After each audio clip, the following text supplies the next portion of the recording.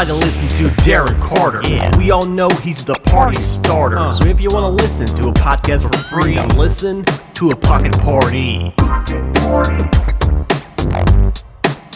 Party. Darren.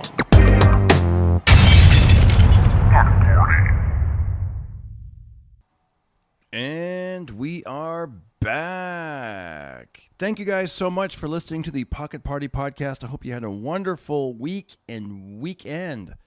August 29th, you can catch me at the Ontario Improv. This one means a lot because if it goes well that night, then I'll get to do more dates a whole week. It'll be awesome. So August 29th, Ontario Improv. Tell everybody you know, please get your tickets. Do that. October 19th and 20th, I'll be at the Dead Crow in North Carolina. I have more dates that we're adding soon. If you cannot come see me and you like what I do and you want to support, I have 4 comedy albums available on iTunes and Amazon and wherever you purchase music. My first album is called Shady Side, and that's an old school vintage. That's my very first album, talking about redheaded gangs, because, that's back when I had my bright red hair, and I was like, can you imagine a gang full of redheads, walking down your neighborhood. We'd only go to neighborhoods with lots of trees, and hang out on the shady side of the street. And we'd be like, that's right, Trevor, Cameron, Ian, Fletcher, mess with us, go home on a stretcher. We from the shady side. Stop pushing, Fletcher. You just gave me a flat tire. Stuff like that. We'd be talking trash during those potato sack races. It was awesome, man. That was like silly little dumb stuff. But so yeah, first album is called Shady Side. The second album is called That Ginger's Crazy. And that's where I threw a lot of my impressions on. Well, yeah, the big Snoop Dogg, the Digo Double G, ooh, way. And, stuff, what did I talk about back then? I want to see rappers grow old, see what they turn out, Geritol is a pure that saves me, and arthritis hit the ways that they gave me. Rolling down the street to play bingo, sipping on some prune juice, with my mind on my bladder and my bladder on my mind. Nothing but a pee thing, baby. Medicare was a label that pays me. Independence as a diaper that saves me.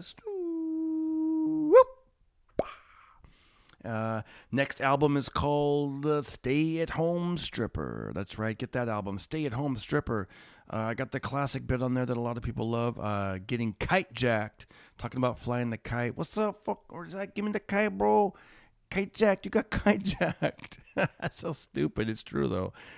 We were flying a kite in the park, and this cholo came out from underneath the bushes and was like, let me try your kite, bro. And I was like, oh, this guy's going to kite jack me. But, that was hilarious. And the newest album is called The Party Continues.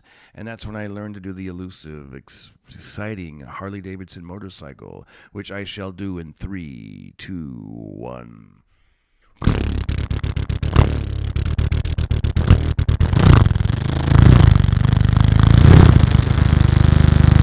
Which I tell people, that's pretty badass, huh? Is it badass in a podcast? I don't know. In a live club situation, it is. It gets the room rumbling and or shaking. And I say, hey, if you got a Prius, it's great. Just if you have a Prius every morning, just crank up track 7, piss off your neighbors. Oh, there's The Party Continues, track 7. I'm going to Sturgis in the carpool lane, or Daytona, or Laughlin, or wherever the bikers gather in your community. That's so silly. Big shout out. Here's what the thing. I have a pinned tweet. If you go to Twitter, the pinned tweet, that's the very top tweet. It's called pinned, and you can keep that one pinned right there. So as you're tweeting, it'll stay up at the top. Same thing on Facebook. You can, at least on the fan page, you're allowed to do that. And by the way, I just touched the microphone. It's very wet from that Harley Davidson. Yes, so I want to thank all the people. I said if you retweet the pinned tweet, I will give you a shout out. So I want to give a shout out to Mike Bagak, Pato D Ghostwriter. Oh, the Workaholics House. Workaholics House retweeted me. Thank you. They do comedy at that Workaholics House. The actual house that the Workaholics was filmed at, the front of it, they do comedy there. I don't know how often, but I've done shows and people find out about it on Airbnb and they make that their destination when they come to LA. They're like, we're going to go check out the Workaholics House and then watch comedy. And they have like, I believe they have like 2 drinks and free food or something. It's kind of a cool deal. Big shout out to Kevin Tace, I believe. Craig Coleman. I know you know Craig Coleman from the Full Charge Power Hour with Matt Fulcher on. That's right, Full Charge Power Hour podcast. Love that dude. He's from Baco and I'm from Fresno, and he tells some great Bakersfield stories. Dragonfire Ideas on Twitter. Dragonfire Ideas. That's one of the coolest names on Twitter. Dragonfire Ideas. Melissa Stream in the house. Melissa Stream. And another female listener, Sinful Allure. Sinful Allure. And also the Garnett 81. The Garnett 81 shout out. And Rems, of course. And Lee Meyerhofer. Always leaving me a good comment on YouTube. Like I said, if you guys go to YouTube, leave a comment. If you go to iTunes, leave a comment. And it helps. And do a rating. You go to, on iTunes, it's so simple. You go to the podcast app. If you have an iPhone, you go to the podcast app. Make sure you're in the public area where it says like charts or store. You type in Darren Carter Pocket Party and literally scroll all the way up. And so at the very bottom of the page, just click 5 stars. Boom, 5 stars. So simple. And I believe you don't even have to sign in. You just go 5 stars and leave a quick review. I love this podcast. It makes my week. Darren's funny. It's whatever. He starts the party. Whatever you want to say. And I'll give you a shout out. Lonnie Pelly getting a shout out. Raymond Morgan. Justin Turek. Lee Meyerhofer, I said that already. Francis Cronin, Peter Marr. You know it. You love it. And what else can I tell you? So I went for a walk with my son. He's 10 years old. We actually went for a run. And he likes to do these secret races where he's like, okay, it's not a real race. But then later on, he's like, it was a secret race. Meaning I didn't know that it was a race. Only he knows, but it was hilarious. So then we went for about 5 miles off and on, running, walking, running. And I learned, when we were walking and talking, I learned how to count to 10 in Korean because he takes Taekwondo, which is hilarious. I like it. I think it's great for kids, man. It teaches them discipline, teaches them how to stand still and follow instructions and directions, and it teaches their mind how to follow a pattern of memory. And you could see he's taken that and moved it on to music, I believe. And I mean, it's just wonderful. If you have a kid and you want to put them into discipline, just find one that it'll definitely teach them something. Like I said, it teaches them that kind of stuff. And one of the things they do is when they count not only in English and Spanish, but they do Korean. So I'm like, what do you guys do? And so I've learned I learned to count to 10 in Korean today. So here we go. I'm going to do my attempt. If there's any Korean listeners, you let me know if I got this right. But this is what I got. 하나, 둘, 셋, 넷, 다섯, 여섯, 일곱, 여덟, 아홉, 열. Yeah, baby. I did it. I hope that's right. But yeah, like I said, he got his he's learned to do that, and it's hilarious because when he first started in Taekwondo, me and some of my buddies were like, I feel like it's just expensive. Like they're just buying belts and what's going on here, like they're like Taekwondo, and they have to in the beginning when they shadow box or shadow punch, they're going Taekwondo, Taekwondo. And I used to do a joke where I'm like, I swear to God, I think I saw the instructor when they were going Taekwondo. He was rubbing his hands together. Do. Taekwondo. Anyways, so we had a great time. We went for a little vacation. We left LA, went up to the family farm up near Fresno. And it was wonderful. We had some friends come over in Austin. They did a little jam session. Austin played piano, and one of our buddies, his sister, they're in their 60s and 70s. He goes, give me any genre. I can do any genre. I'm taking requests, which is hilarious because he's not quite there yet with any song in any genre, but it's hilarious. I go, do something religious, do some church music. So they did this. It's pretty cool.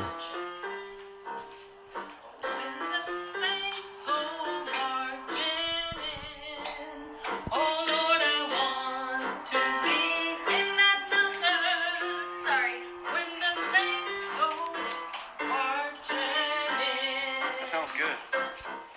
Yay! That's cool. Hey, man, that's really cool. Oh yeah, wow, what a day! What a day that was. That was a nice Sunday, relaxing, and then we went out to the field and picked fruit and got plums and apricots and peaches and had a nice old day in the country. That was really cool. And then we went that night. We went. He has a bow and arrow set, archery. But the arrows aren't sharp because you don't want to get hurt. But still, it's like so. It only comes with 2 arrows.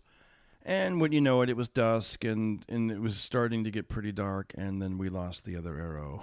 And if you've never, you know that expression, finding a needle in a haystack? That's literally what I felt like we were doing. We're trying to find a black arrow in the nighttime in the field, in the country. So it's like, and there's lots of sticks on the ground that look like arrows. And you're like, there it is. Oh, that's not it. I think no. The only thing that kind of helped was a little bit was that it has orange tips, like at the I don't know what it's called, but like the back of the arrow where the feathers are or whatever the thing is, like that part is orange.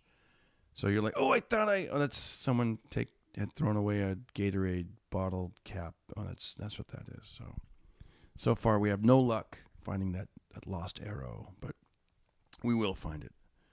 And if we don't, and it was funny because I was trying to think positive. I was like, hey guys, it's at least it's not like it's a wedding ring or keys. It's an arrow.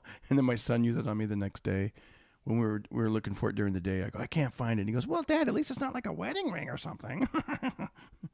Yeah, it's true. What else did we do since we last talked? I went to an 80s concert at the Orange County Fair. Saw Tommy Two-Tone, Greg Kihn, Loverboy, and Rick Springfield. Tommy Two-Tone has that song, oh, Jenny, 8675309, which, if you guys know, when you go to I've said this many times on different podcasts, but if you go to like Panera Bread or some of these kind of places where they're like, sir, do you have a phone number? Put in the number 8675309, and you want to put a local area code, or what I found works is if you put 800, so you put 800-867-5309, and a lot of times they'll be like, oh, you qualify for a muffin or a cookie or whatever. Or sometimes they'll be like, whoa, there's like 9 names. Which one are you? And you'll be like, I don't know. My mother-in-law signed me up. So I'm Glenn or whatever. Just pick one. A little tip for you. Hopefully you can. That's a travel hack right there from the Pocket Party Podcast. Little tips. So yeah, there was Tommy Two-Tone with that. Greg Kihn was awesome. He had that song. Remember the breakup song? And then he gave a shout out to Weird Al Yankovic because he has a song called Jeopardy, and Weird Al covered it. Not really covered it, but did a parody of it. I lost on Jeopardy, baby, ooh. Greg Kihn said he still gets mailbox money for that. Still gets the mailbox money. It's kind of funny because these dudes are like in their late 60s. And he's like, do you feel the sexual energy? I'm like, no, I don't. I don't feel the sexual energy, my friend. I do not feel it. But whatever, it's funny. Maybe I'll say it on stage. Hey, do you feel the sexual? But see, I'm trying to get the laugh, though. He was trying to be serious, but whatever. Okay, then, of course, Loverboy. They were right before the headliner. Loverboy, why won't you turn me loose? And then also, everybody's working for the weekend. That was great. That dude's, I'm not going to fat shame him, but he has gained a lot of weight, buddy. You've gained a lot of weight, especially on the photo cover of your album. The big one where he had like the red vinyl jeans or whatever they were, and he's crossing his fingers, and it's called Get Lucky. And then, come on, dude. He has a headband on, and at one point he takes the headband off, and he twists it and drenches it, and all the sweat comes pouring out, and then he flings it into the crowd. And, some of the fans reach out like, yay, I want it. And then a lot of them move out of the way like it's incoming, it's a hand grenade, so. But whatever, I don't know. I you know what? I actually looked really close because I saw him do it twice. I've seen him the second time I saw him in concert. And I know this time he didn't fling it into the audience. I want to say he either handed it to this girl or placed it down. And she kept it. That was cool. She touched it. She didn't care. So it's all good.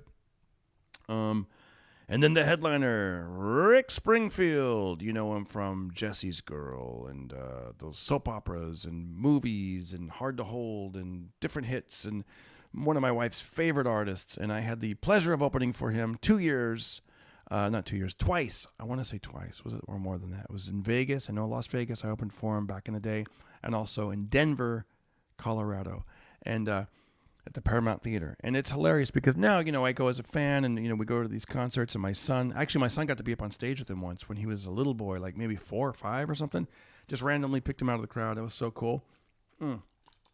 And Rick Springfield, man, that dude's in shape. It's hilarious because. He was more in shape than 99% of the audience, including myself. He goes out there with like what looked to be like a button-down shirt and like a members only type jacket. It's like kind of a members only jacket. It's tight. He's up there singing. He takes off the jacket and he's drenched in sweat, just like you would when I'm doing my boxing workouts. Like the water goes not just the bib area, not like just picture a sweat bib, bib, but it goes the bib area would go all the way down to about the navel of just sweat. And he's like, sorry, that material, it gets kind of wet. So then he unbuttons it, of course, the first 5 buttons, and the crowd's going, yeah, woo, yeah, woo. And then they bring out a black t-shirt for him to wear. So he takes the shirt off, and of course the guy's got, he's in shape, he's thin, his muscles are showing, the 6-pack, looking lean. And this guy behind us, as soon as he took the shirt off, this guy in the row behind us was like, eat some carbs, which is hilarious. Eat some carbs. And it's funny because even me, like I went home because I was really studying it. I was like, what is it about him that's looking good right now? So I told my wife, I go, all he was doing is it's because he wasn't wearing a belt.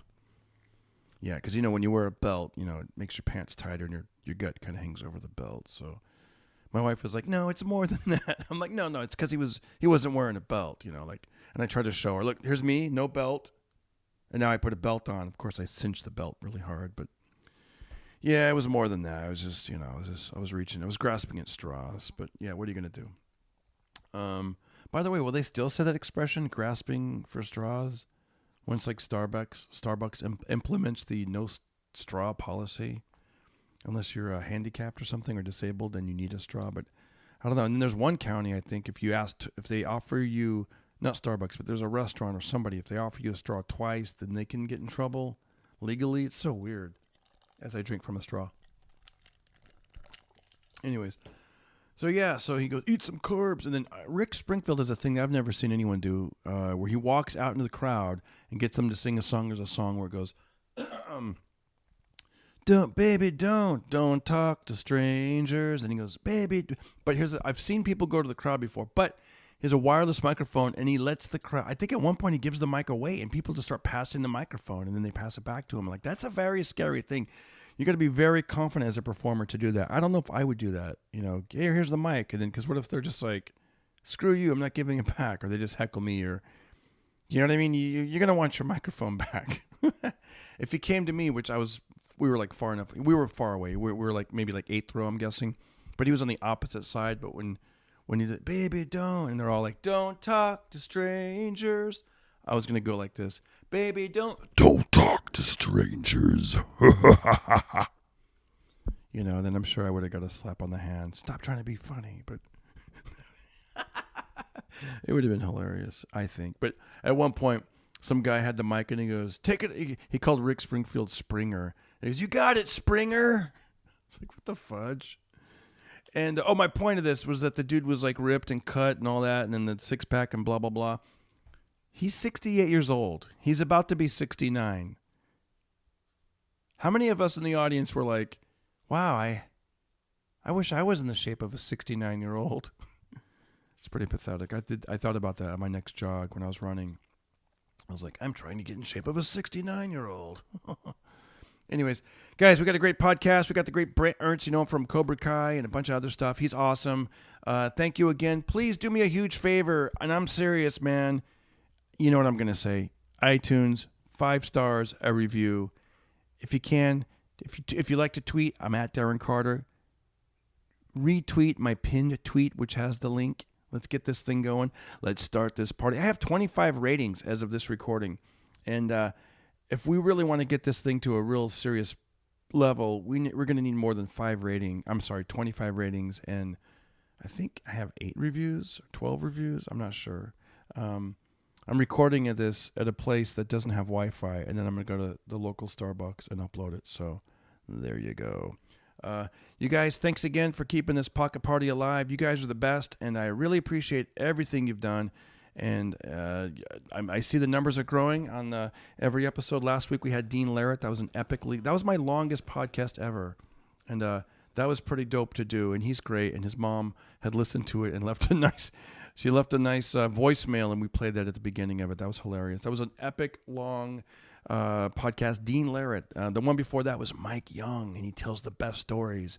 And in fact, he tells a great story in there, and he's like, "Hey, don't put that in the hashtags. I don't want to be too discoverable," which you'll know what I mean if you listen to that one. Writer, director, Mike Young. Very funny one with Fraser Smith. That guy's he's a hoot. He's a one-liner, comes off with the great jokes. 2-time world champion Buddy McGirt did the episode. Great boxing lessons and just lessons in life and what it's like to quit as a boxer and what it was like to do after boxing. Who else do we have? We got some other great ones. Anyways, go back, listen. You guys are the best. Thank you so much, and let's get into it right here, right now. Everybody listen to Darren Carter. We all know he's the party starter. So if you want to listen to a podcast for free, then listen to The Pocket Party.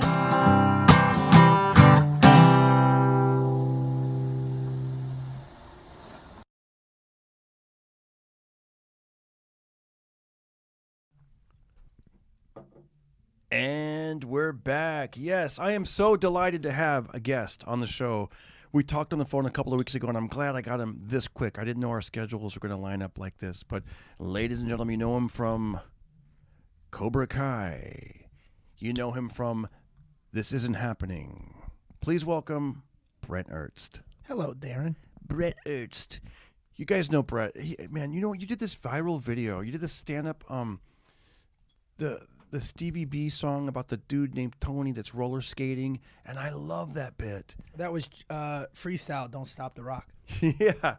But you're of that age group. That's Yes. and anybody 35, maybe 30, because there's some people that have went roller skating that are over 30. But that was such a big deal in our childhood. It was roller skating. I mean, I used to. Well, my point is, before we get into this, I want to say it was a killer bit that I loved. It's one of my classic favorite bits. And then it popped up in my news feed on Facebook, I want to say a couple of weeks ago, and it has like millions of views. Like, it just won't go away. Isn't that great when comedy can do that? Yeah, I mean, that's what's great about the internet, to be honest with you. How do you think that happened? Do you think, did somebody put it out and it just kept growing and growing? Yeah, no, somebody posted it on my wall, and then somebody else reposted it. Some kid reached out to me that was like some millennial kid, and he like does a lot of this type of stuff, and he said, "Can I repost it on your wall?" And then he cross-shared it with something. Yeah. But that was like from 2007. That's what I'm saying. And it's just been, I mean, it had like over 500,000 views at one point. Yeah. Before that. But it's at like 8 million now. It's crazy. It's and that crazy. Was, you know, it just lived on the internet forever. That's what's great about having stuff out there. You know, I've got the 4 comedy albums, and you hope, like, you know, maybe one day. Actually, I got to be honest. This guy, what was great tonight, I did the Laugh Factory. We're recording from the Comedy Store basement, but still, that's where I was at. I'm not going to lie. Who cares? Yeah. Who cares? I know, they're not going to know. But if they do, big shout out to the Comedy Store. But I was at the Laugh Factory tonight performing at Long Beach, and this guy, he goes, "Hey, I heard you on the way down." And I'm thinking he heard the podcast, and which is cool. I was getting excited. You're like, you're one of the 10? Exactly. Hey, Bobby. Hey, Rems. No, yeah. It's funny because I always give a shout out to Lee Meyerhofer, Rems. Mike Big. I'm starting to know these my listeners, but yes, but it's funny. I go, "What do you mean you listen to the podcast?" He goes, No. He goes, I was listening to your first comedy album, Shady Side, and I was like, wow, like he really, like he didn't look it up on YouTube. He actually listened, and I'm like, well, that dude, made that's me feel what's really great good. about being, like I say this all the time. It's the best time to be an artist, man. It is. You know, because your stuff is always out there. And there's no more gatekeepers, really. And, you know, just get your product out there. That's all that matters. You know what? You did something really interesting. You put your special out in a couple places. You know, you put your special on. I mean, I don't want to speak for you. Where would you like people to see your special? If you want to see your my website? Yeah, I built out a website. Just go to bretcomedy.com. Bret with 1 T. Comedy.com. And I built out. I released my special for free. Yeah. You know, I started shopping it at low level. You know, because usually what you do is you shop the special, you go lower level to medium to higher. Yeah. And it just got to a point to where I was like, you know, I got one offer, but I wasn't able to keep it. And I was just like, you know, and I was getting notes on it. And Neil Brennan helped me produce it and put it together a little bit. Like, he gave me notes on it. He wasn't an official producer on it, but he helped me out. And what kind of notes? Like, you know, arrangement just, of material? Yeah, like, you know, or what to get rid of. It should be, you know, because it was too long. I did like an hour and a half, but I did one taping I just did one taping. That's all I had enough money for because it was self-produced. Yeah. But in today's day and age, you know, I'm saying to myself, my ultimate goal is really to sell tickets. Yeah. You know, and I saw it on YouTube. I saw it yeah, on YouTube. Well, what happened was if you go to BretComedy.com with one T, BretComedy.com. And not Brent, it's Bret, B-R-E-T. Comedy.com, you can watch it and add yourself on the email or whatever, but just watch it for free because the ultimate goal is just to get it out there. You know, it's more of an autobiographical, I won't say one-man show, but it just was personal to me. It's cool. It's cool, like the backdrop and the way it was set up. And I designed everything myself, did everything myself. That's beautiful. I didn't know that you did that. It's funny is because on my YouTube channel, Darren Carter YouTube channel, I thought, you know, it used to be where I would just put up a couple of videos, you know, every year. Like the Laugh Factory might put up one and it gets like, you know, like 500,000 hits. And I'm like, oh, that's perfect. Or, you know, I would do something and maybe like a DVD company would put one out or, you know, or I would maybe, and I realized like you almost have to do more than just 1 or 2 a year. So I started putting them up every week now. And if it's either a podcast or a stand-up clip or an interview or something, I like putting stuff out there. And I remember I was like, you know what, I'm going to pull the trigger and just put a whole like hour of stand-up up there. I'm like, what do I got to lose? That everybody sees it? Because you know, we were doing comedy before the internet, so there's that mindset. Well, like, you know. The problem I had is that everything I had done, somebody else owned, you know, whether it be Showtime or Comedy Central or Viacom. So it was very hard for me to share bits without it getting flagged, which, you know, they paid me for it, so they own it. Yeah. I mean, they don't own the material, but they own the footage. Yeah. And that was another reason why I was like, you know, if I do it myself, then I can actually chop it up and share it and, you know. But it's only been up since March. We have over almost 150,000 views, which is amazing. Good. Yeah. But, you know, you as a, like, again, That's as great. an artist, this is the best time, man. You know what I mean? It's the best time. It is, right? The goal is just to get your stuff out there. You want to get your stuff out there. And going back to the start of the show, you said roller skating. It's something that I identified with, you know, like I remember being in the growing up in the 80s, like the 70s and 80s, like we'd have my mom would leave, she'd go shopping or something, so we'd have the garage to ourselves, and I would play like Xanadu or whatever, like that. I think that was like a roller skating movie or something. I don't know. For some reason, I'm picturing like some 70s, 80s. It's like one of the first HBO movies. Yeah. So I would Olivia Newton-John, Xanadu, whatever. And I just remember, you know, like skating in my garage, like to Xanadu, and like Grease music, whatever that 70s song, you know, like the. See, I was more like Beach Boy, not Beach Expose, Trenier. Oh yeah, you're like 80s. Well, I know that stuff too because I was a DJ back then. You know, that's my favorite music. Yeah. Man, is that Did you know Latin Timmy freestyle. T? Yeah, one more try. Dude, I went to high school with him. Really? I went to high school with him, and I would give him extra spins. You're from Fresno, Fresno, right? yeah. Yeah, I Fresno. didn't know how much I loved you. Doom, doom, doom, doom. One more try. That's a forgotten genre, man. I know. That was like really big. What do they call that? Freestyle? Well, they called it Latin freestyle, but it was really big in like the Italian communities in New York and That's in funny. Jersey That's and awesome. in Philly and in Boston and Chicago. And then the Latinos used to blast it. Yeah. I used to open for those. I opened for Timmy T a lot. I'm in one of his music videos.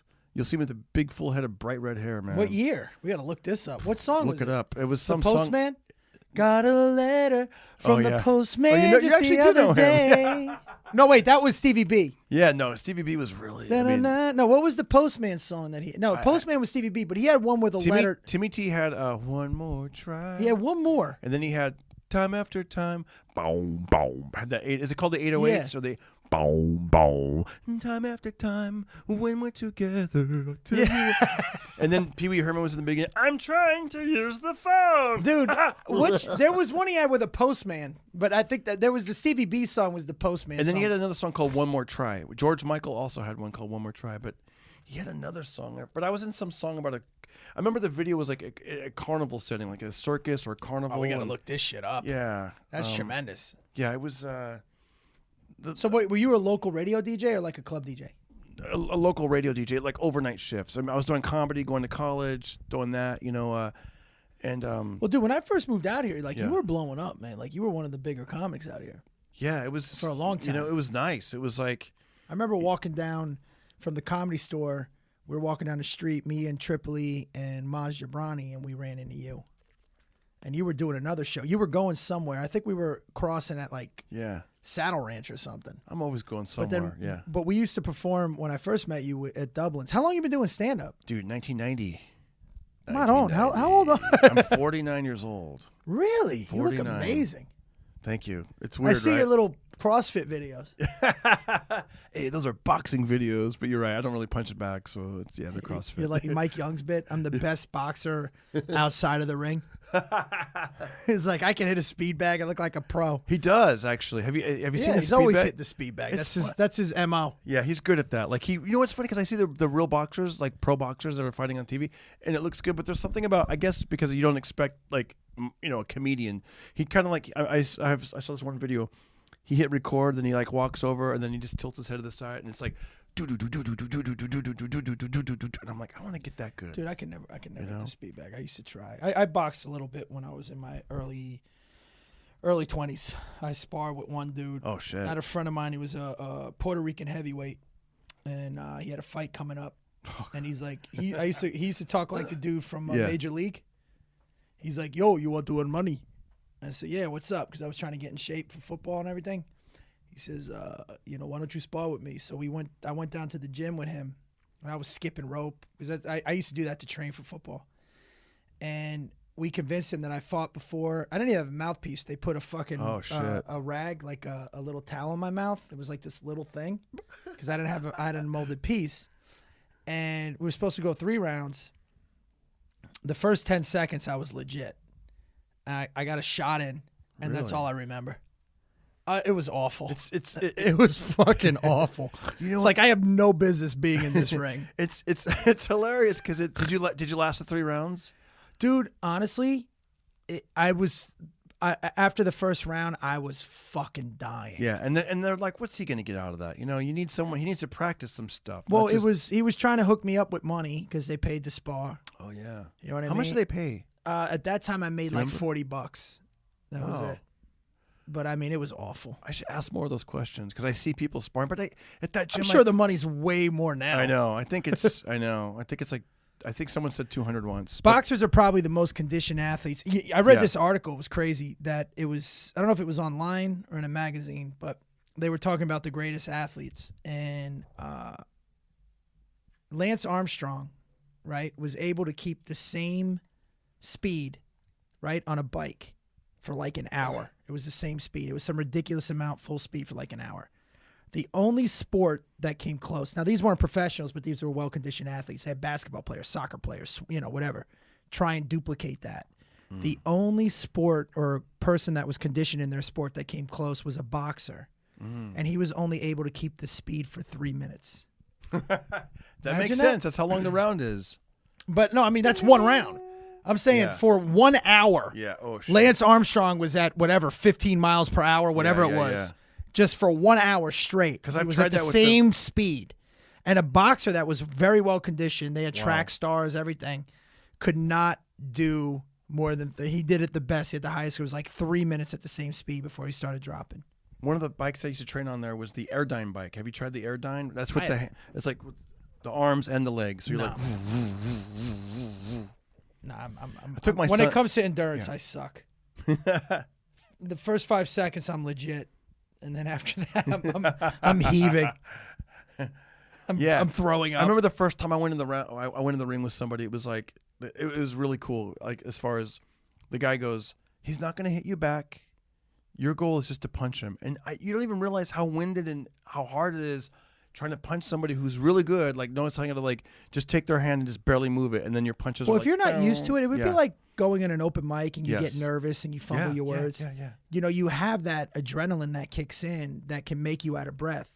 So people that is it spar or spa? Spar. Spar. I was gonna say spa. People that spar or box forever, they control their adrenaline is calm, so they know how to fight and keep their heart rate right and not be like that fight or flight type shit kicks in. And that's what they tell you. But if you're not used to that, breathe, relax. dude. If you're in a street fight, a minute is forever. Yeah, and you some people are probably holding their breath. They're like holding their breath. Or you're like, God, somebody please break this up. Hey, you told me you used to work at a country music bar. Yeah. I used to. Well, I worked at two. I worked at this club in Hickory, North Carolina called Cadillacs. Yeah. Then I worked at a club called the Moon in Tallahassee. But the Moon was like, it was like Wednesday night was at Florida A&M, which is a black college, so that was like hip hop and just strictly hip hop and R&B. And then Friday night was Stetson's, which was all country. And then Saturday night was like a regular nightclub with just like, top 40 music and hip hop and whatever. But at Florida State, I was just up there. I wasn't going to Florida State. I was one of those losers that went away to community college. So, but I was bouncing to make money. And were there fights at all those clubs or more at the? I'll be honest with you. On the black night, on a Wednesday night, you wouldn't have a problem for like a month. Okay. On the redneck night, 5 or 6 fights a night. Yeah. Easy. But it would end. Like you could break it up, throw it out, people fucking cheer. Wow! And you start what's it called? Line dancing and shit. Yeah. But if a fight happened on a breaking black heart. night, it wouldn't happen for like a month. But when it did, you had to shut the club down. Wow. It was just mayhem. Wow. It was mayhem. Like you couldn't have a fight and then continue the night. I remember I was on the road with Cat Williams, actually in Florida, and after the show, it was great. They gave us each a limo. I got my own limo. Bruce. But by the way, there was Cat more Williams. problems on the redneck night. I was just gonna say that. Yeah. But real quick, we'll get back to that. But I remember I was with Cat Williams, and at the time he had a bodyguard. It was this black dude who had blue cowboy boots and blue contact lenses. And they told me, Cat goes, because it was really packed, and he goes, if shit pops off, put your back against the wall and let chaos happen around you. And I was like, yeah, that makes sense. And of course, once you kind of, 10 years later, I have a kid, and I'm like, what the fuck was I doing in there? And besides, I'm not going to let chaos You're go in on your around 20s me. or 30s. Yeah. How old Back, you were then? back then I was probably 37 or something. Dude, I was in my late 30s, where it was still exciting. I'll tell you though, man, those country boys get down, man. They do. If you're coming from the shoulder, pack a lunch. Yeah. Those dudes get down, man. Oh, they're strong. They Just keep coming. Yeah. But yeah, it was. I mean, country music. When I first started working there, I couldn't deal with it, and then it just grew on me. Yeah, if you're hearing, You start listening to the words. Yes, especially back then, like the old school stuff. I love that with the stories. Yeah. The stuff that makes you feel something. Or they call it the white blues. Yeah. But it is like you start listening to the words, you're like, oh, okay, Especially once this I had guy's telling a story. His girl left him again. Yeah. If you're going through my brother-in-law, he got divorced. He's remarried, but at the time he goes, man, I couldn't listen to country after my divorce. It's just You want to kill yourself. Yeah, it's like It's awful. I remember when my wife got pregnant, and I'd be on the road and I'd hear some sad country song about missing their kid or something. I'm like, oh my God, that's my life. See, that's got to be tough Yeah. doing the road with a kid. I don't have a kid yet. It's hard for me with just having a wife, Yeah. and because again, when you're in your 20s and Right. even early 30s, the road is beautiful.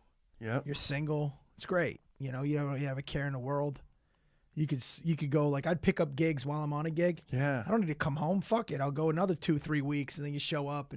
But you have people at home that you care about and you want to see. Although now it's easier with FaceTime and phone. I mean, it's easier to like stay connected and stuff. But Yeah, but still, I mean, Yeah. it's not touch. but you're not going to pick up. I'm not going to pick up other gig. I'm going to be like, okay, I leave on Thursday. I can't wait to come back on Sunday or Monday, whatever. Yeah, you there's know? sometimes like when I would stay an extra day. Yeah. Just to say, oh, I'll drink Sunday night, and this way I get to sleep in. I'll come back on Monday. Now I'm like taking the first flight out. Yeah, me too. First flight.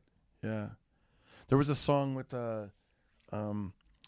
I think his name is John Anderson, and he had this song called "I Wish I Could Have Been There," and it was all these different milestones in his child's life, and he's like, "I wish I could have been there. I wish I could have been there for that." But he was always on the road. So Yeah, he missed everything. like he calls home, and the wife was like, Timmy hit a home run. I wish I could have been. And it just goes on, and then like a different different milestone, and he's like, I was somewhere between Texas and Arkansas. I wish I could. And then, of course, just like the Cats in the Cradle, the very end of the song, he's retired. He's off the road. And he's he not wants performing. to spend time with the kid. Yep. Now the kid's grown up, and he's like, his boy calls home, and he's like, and then the singer guy's like, hey, me and your mom, whatever happened. And now the son's going, yeah, Dad, I wish I could have been there. It's like, fudge, man. It's like, but yeah, that can hit you, or like, some of these songs, man, they're like, ugh, Well, there's being an entertainer, you hear songs that never spoke to you until you get into entertainment, like that Kenny Rogers song, "While She Lay Sleeping." Oh yeah, it's about singing, but play really it's about my guitar. She's done whatever the words are. Yeah. He comes home, and then "Easy on quietly. Sunday Morning" is about Lionel Richie going on the road. Wow, I gotta listen to the lyrics to that a little bit more. Yeah, I mean, when you're younger, you don't really care. There's a great one with the Alan Jackson. Have you ever heard "To Do What I Do"? Nah. Oh, it's a comic song. You got to listen to that one. He's like, I played for empty, something like it. Because I played for empty. How's it go? I played for tables and chairs, for empty rooms, for people that don't care. I've been told a million times, boy, you ain't going nowhere to do what I do. And then he just goes on through the song. I've done this. I've done that. Is Ascension? Yeah, I've shoveled manure till my pride hurt. I've done this and that. I tell people that too, Yeah, man. yeah. Like, I'm delivering pizzas at 32 years old. I'm a grown man. Yeah. You know what I mean? Like, you tell people what it takes to get somewhere, and they don't even. You should film this. Yeah. No, you tell. What is this? Do you film? Is this like a thing for your blog or something? No, for it's YouTube or. I took this. Yeah, put it on. Yeah, film it. But we'll talk about that. Yeah. So basically, you gotta get Darren in the shot too. By the way, I hope you're getting both of us. Yeah. No, so basically, he's a young comic, and Yeah. he wanted me to show him around and show him what That's cool. what the comedy world's about, or just kind of like to learn about it. Is that like a little GoPro? Yeah. That's cool. And But what were you saying about the? no, people don't know. People don't know what the sacrifices you. There's make, a lot of sacrifices. It's like, and even I forget. We forget sometimes when you get the good gigs and you're getting the you get applause and people. You forget what it takes to get there. Yeah. Like, you think of all the shit you've been through, and you know what's funny is, like, even here at the Comedy Store, you're sitting with your friends. Some of them are amazingly successful. Some aren't. Some are still struggling. But when you see that, when you take that journey as a comic, and you forget, man, like you could blink and fucking 18 years are gone. Absolutely true. You know what I mean? And, Yeah. and you see your friends that are like really successful, and people think it's overnight. Years ago, I remember Eddie Griffin saying this. Somebody said that in an interview, I think he was like 14, 15 years in, and they were like, I remember him telling the story on stage where he's like, you're an overnight success. He's like, I've been doing this 15 years. That's a long fucking night. Yeah. And it's just people see the outcome. But Yeah. if they knew the shit we had to do, they see us having a great time up there for even like a 20-minute spot, and they're like, I could do that, but it's like the same thing with the country singers. Like, they don't know they did Yeah. those chicken wire fucking circuits, and Absolutely. the hip hop artists that had to sell their goddamn CDs and DVDs back in the day, or whatever the fuck it was, their tapes, their mixtapes out of the trunk. And then like it's funny. Like earlier tonight, a lady. It's a journey. A lady passed out in the front row tonight at my show because it was a little too hot. Maybe she had too much to drink. I don't know. But I was like, you know what? I just kept my calm and kept talking and made sure she's okay. But you know what I mean? It didn't rattle me. It was Of course all, not. It's I was like Sebastian wrote in his book. There's a story where me and him did a gig in a boxing ring. You know. What happened? And it was in front of like these. Did it take you back to those sparring moments? Oh, I'm good for 10 seconds. We're doing comedy with the mic like Michael Buffer. Oh God! You know what I mean? And then there's Let's get ready to laugh. and then there's like those gigs where you're at a you're at a bar. Yeah. And nobody cares, and you're like 11 years in. You're barely making rent 9 years in or whatever, and it's just it's a hustle, man. But if you love what you do, it goes by in a blink. Like if you would have said to me when I first started that I would have done all this, I would have been like, sign me up. But I wouldn't want to do it all over again. No, I know. Can you imagine? Ugh. There was a time I feel bad for you. It might be different for these younger comics because the internet. It might help them. You know what I mean? It might help them, the internet, because when we were doing it, I remember when on my 23rd birthday, I literally rode my bicycle to Denny's. Maybe it was my 22nd birthday, and I lived in San Was this 1978? Yeah, there I was with my rollerblades on. I had my banana seat and my Schwinn. And I had the baseball cards and the spokes. I had just watched Starsky and Hutch, and I was with my Gran Torino. There I was, pretending that it was the streets of San Francisco, but it was San Jose. This is Jim Rockford. You're listening to the Rockford Files. All right. Anyways. Okay. And we're back. So yeah, I swear to God, dude, it was a moment where I had left my hometown of Fresno, moved to San Jose, did comedy in the Bay Area. You know, that's where I started the first 2 years. How was the Bay Area back then? Oh, go ahead. I mean, it was great. It was great because these rooms were packed. There was definitely a divide between San Francisco and like the blue collar areas. Like the San Francisco was a little bit more what we would consider alty, you know. And then there was like SAC and was great. San Jose was blue collar back then. Right? Blue collar. I played most of I did better in the blue collar areas because it's like. Because I was just in Sunnyvale this past weekend. It was good, right? Yeah, but it's all the tech kids. Yeah. Was it tech back then? No. I don't remember Sunnyvale as much. I remember. See, also I was younger, so my perspective it was harder because, you know. Great audiences. Yeah, that. But I remember like this one club I used to do.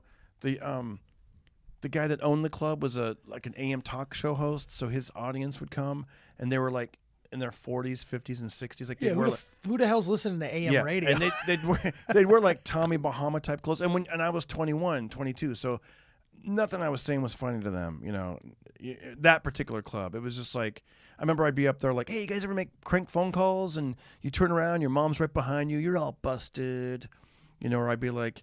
And then the next guy would go, I was the host, and like the feature would go up there and be like, so I'm on the golf course, and the crowd's like, yeah.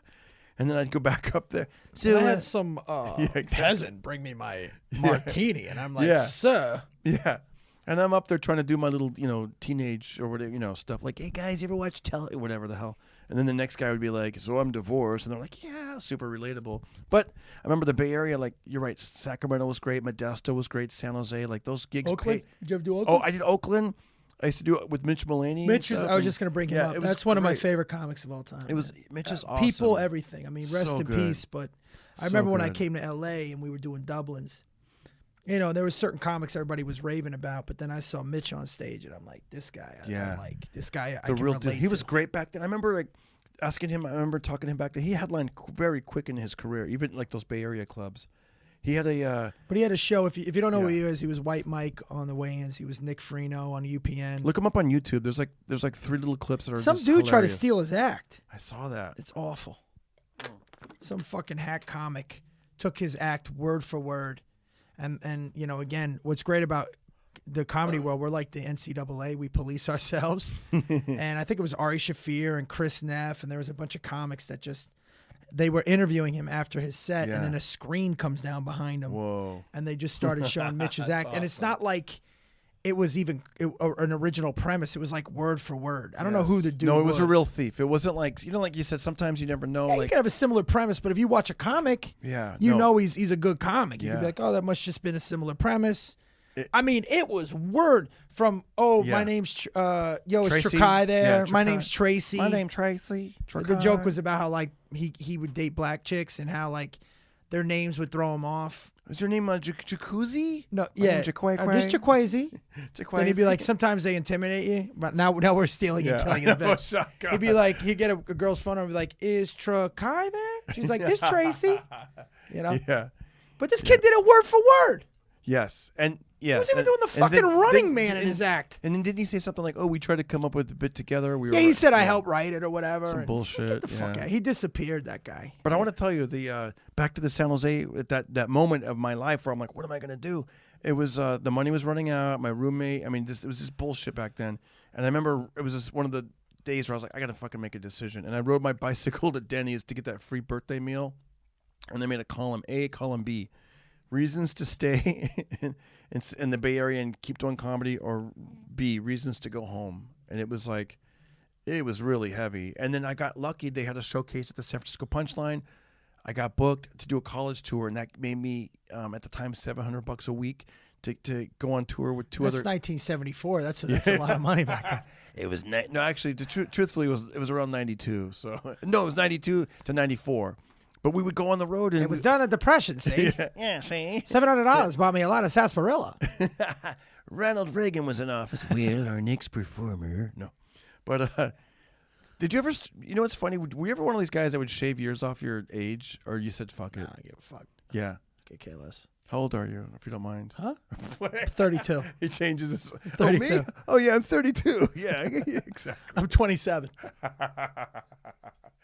It's funny because I used to think like, should I shave a couple years off? And then I'm like, what's the point? What's it matter? Once you're over 35, you're I was you're just gonna older. say that. I was just gonna say that. Like when it's now your friend here, I can't tell. He's 21. He's still young, so it's like you don't know. You know. But once He's young. He's handsome. Once he's I'm swiping shaving my left and head, right. He don't care. Once I shave my head and I'm married for 20 years with a 10-year-old, it's like, dude, what are you doing? Did you Like, meet your wife? Well, obviously, when you were doing comedy, but the Hollywood Improv? Yeah. Really? I met her What at the year? Hollywood Improv.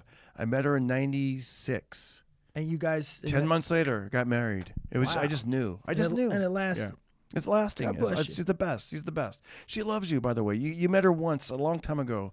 I remember you came out to Sabobo Sabobo, or something, and and yeah, I think I yeah. brought your kid a gift. Yeah, thank you. Right? Yeah, Yes. your kid at the time. She's like same kid. It's being a gentleman. Yeah. You never come. Being Italian, you don't come empty-handed. You go to meet somebody, and especially if they have the kid. You always bring a gift for the kid. Saves you money too. You can spend $5 on a. You can spend $5 on a kid gift as long as Yeah. they're like a $30 bottle of wine for the adults. But you buy a gift for the kid for And you nothing. score He's points with happy. everybody. Everybody's happy. The wife likes you. It's good. The same thing to Billy Gardell. His wife always brings that up. You know Because what's I fun- booked him at the Saboba at the time, and he brought his kid, and I had a nice little gift for the kid. Has somebody ever thought you were speaking of Billy Gardell? We were at the airport one year, and he was eating an orange, and I felt bad because I think I'm older than him, but he's like, "Yeah, D, when you get to my age." No, you're not older than him. I'm not. I don't think so. Okay, good, because I felt bad. Like You guys are probably around the same age. because he goes, "You got to start having fiber," and I was thinking like, "God, I'm older than you." Like, but I didn't want to make him. You ever have someone think that you're? I think he thought I was younger than him. Yeah. Maybe because he's way more That successful. happens a lot to me. Yeah. Right where they're like, "Yeah, Brett, you're a millennial." Like, Kid. see my references though. I'm fucking mentioning like Xanadu and Greece and Yeah. yeah, Bee Gees. You would be and I whatnot. think you'd be my older brother's age. Yeah, I should just lie and be like, no, but I know I can't lie. It's funny. The feature when I was in Orlando, Florida last week. But you're a Yeah. dude. Like, Yes. it's so hard to tell with guys. Like, Yeah. after 35, it's like, it just seems like the same. As long as you age. shave, like you look young. Like you know what? You were talking to somebody outside and they had like white facial hair, and I'm thinking that dude looked. I think he's younger, but the white facial hair threw me. I got to say this, don't take Yeah. it the wrong way, but for like Yeah. a redheaded guy, you really aged well. Thank you. Film that. No, I'm just kidding. No, I'm serious. Like, Thank usually, you. like, Yes. I mean, I'm mostly Italian, and, Yeah. this kid's Jewish and Italian, and, you get people with any of that dark haired blood. Yeah. They But you guys usually tan keep- easy though. Yeah, we got pigment. Yeah. See You're me. fucked. Yeah, I'm fucked. I know. My neck, dude. I am very wrinkly on the back of my neck though. Like I remember when I was in growing up in Fresno, this Mexican kid behind me named Martin. He was right behind me. We're standing in line. He goes, "Darren," he taps me on the shoulder. "I got to tell you, you have the face of a young boy, but the neck of an old man."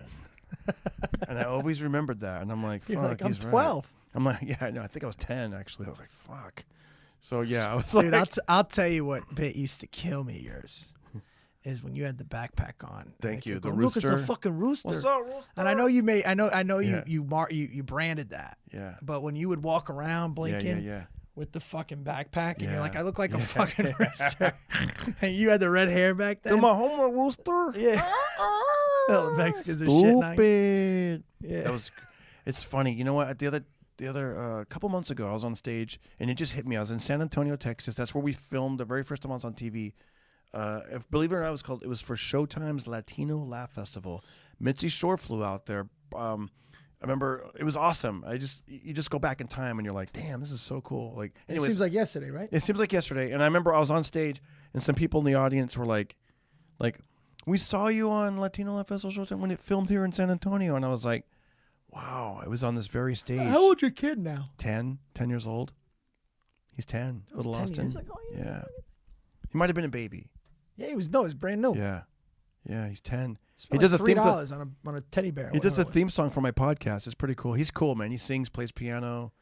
He does taekwondo. I he remember- listens to the podcast. I remember years ago, It's cool. I brought somebody to a show, Yeah. and that I'm Darren Carter, the party starter. Oh yeah, the theme song. The other one is Darren Yeah. Carter. It's Darren Carter. Yeah. Big Fluff Nico Lantern, a rapper out of Kansas City, made that for me. Dude, that He found me on MySpace back in the day. this chick I knew back then fucking loved that. It's Darren That's all she Carter. kept playing. It's Darren Carter. You know what's crazy too is that like you talk to other comics, you know how you remember bits all the time. Yeah. You know, Yeah. it's like I couldn't remember your wife's name, your house, where you live, but remember that one time you did the joke about going into a bar? You're like, Yeah. oh yeah, I remember that. I know. What's your name again? I forget. I've only known you 28 years. That's hilarious, man. So what else, man? Outside, you were saying music and stuff that inspires you. I thought about that. Like, what's an album that may? Well, that was upstairs. You We know? were talking about that. Yeah. I mean, there's a lot of albums and movies and shit that inspired you. But you know, I do love. I love music, man. I love it all. Me too. I'm big on. I think I'm more into music than I am movies. You know, if I see a really good movie, it'll stick with me. Like Rocky, the whole Rocky series, I love that. Of course. You know, Except for 5, that never happened. Yep. But music, there's something about music that just like it drives you and gets you going and like can inspire you and Absolutely. you know. You hear songs that get you going. Like I could be exhausted and then I hear a song and I'm like, I gotta go to the gym. Yeah. You listen to this song. You ever depress yourself? It's the worst. Oh really? Were you purposely listening to a sad song? Yeah. You kidding me? What's your go-to sad song? I got a rope around my neck. I fucking hang myself from the door, prison style. Like my Alone life's again, my career's over. Naturally. That song is actually about killing yourself. I know, it's sad, huh? You know what's so funny? Like there's songs from that era that people think are love songs, because he goes, in a little while from now, when I'm not feeling very whatever, I promise myself I'll treat myself and visit a nearby tower and climb into the top. I throw myself off in an effort to. You're like, what? This guy just whacked himself. What's going on? We're like, why am I dancing to this? You ever hear this song? My Delilah. It's like Tom Jones. Yeah. Shit, my mom used to listen to. Yeah. It's about a dude Delilah. watching a guy with his wife. Then he knocks on the door. They open the door. His wife's cheating on her, and he kills the guy, and he kills her. And that's the song. And you think because the way he's singing, it might be romantic. Do you know that song? I'm sure you do. Back to the 70s, or maybe 1980. Rupert Holmes. It's called the Escape Song, the Pina Colada song. Yeah, when they meets the wife in the ad. Yeah, isn't that wild? If you guys don't know the song, If you like pina coladas. So basically, it's about. You know the song? So basically, this guy is bored with his relationship, and him and his wife hate each other. So he puts an ad. He's trying to cheat on her. This is before Tinder. And he's laying in bed reading the classifieds. Why right, and he puts an ad in the paper. If you like pina coladas, taking walks in the rain, you know, if you like making love at midnight, whatever. So he puts this like personal ad in to hope somebody answers it. So all of a sudden he gets an answer, and then he lies to his wife, and he goes to go meet this person. But down his to wife O'Malley's shows up. bar. Yeah, his wife showed up. His wife showed up. And she answered the ad. So they were both bored of each other. And then they realized why they love each other. And they were about to cheat on each other. And they didn't. I love the part in the song where he recognizes her by her silhouette and the smile on her face. Because she's like, oh my God, we're perfect for each other. But I'm like, if you're married, you know that's bullshit. Well, of course, as a guy, Right? you'd be like, you fucking whore. Yeah. And she's going to be like, you fell for my trap, Bret. You're Darren. a cheater. I knew. You're like, fuck you. And Yeah. But in the song, it's a happy ending. Oh, we were right for each other all the time. I they never both knew. laugh. And then I was going to cheat on you. You're going to cheat on me. And then they both like, oh man, I never knew that You're just like your mother, you fucking, just like your father. You're a fucking cheater, you scumbag. And they're arguing. That's how it really would end. There's another song that I found out the meaning to it. That song, It Never Rains in Southern California. Yeah. The dude basically comes out to L.A. to make it in show business, and it ain't happening for him. And he runs into an old friend, and he's like, if you see my folks, don't tell people how you found me. You know, come on, man, give me a break, because it never rains in Southern California. It's Really? sad. It's really sad. If you look up the lyrics, I didn't. I got to check that one out. It's like, wow.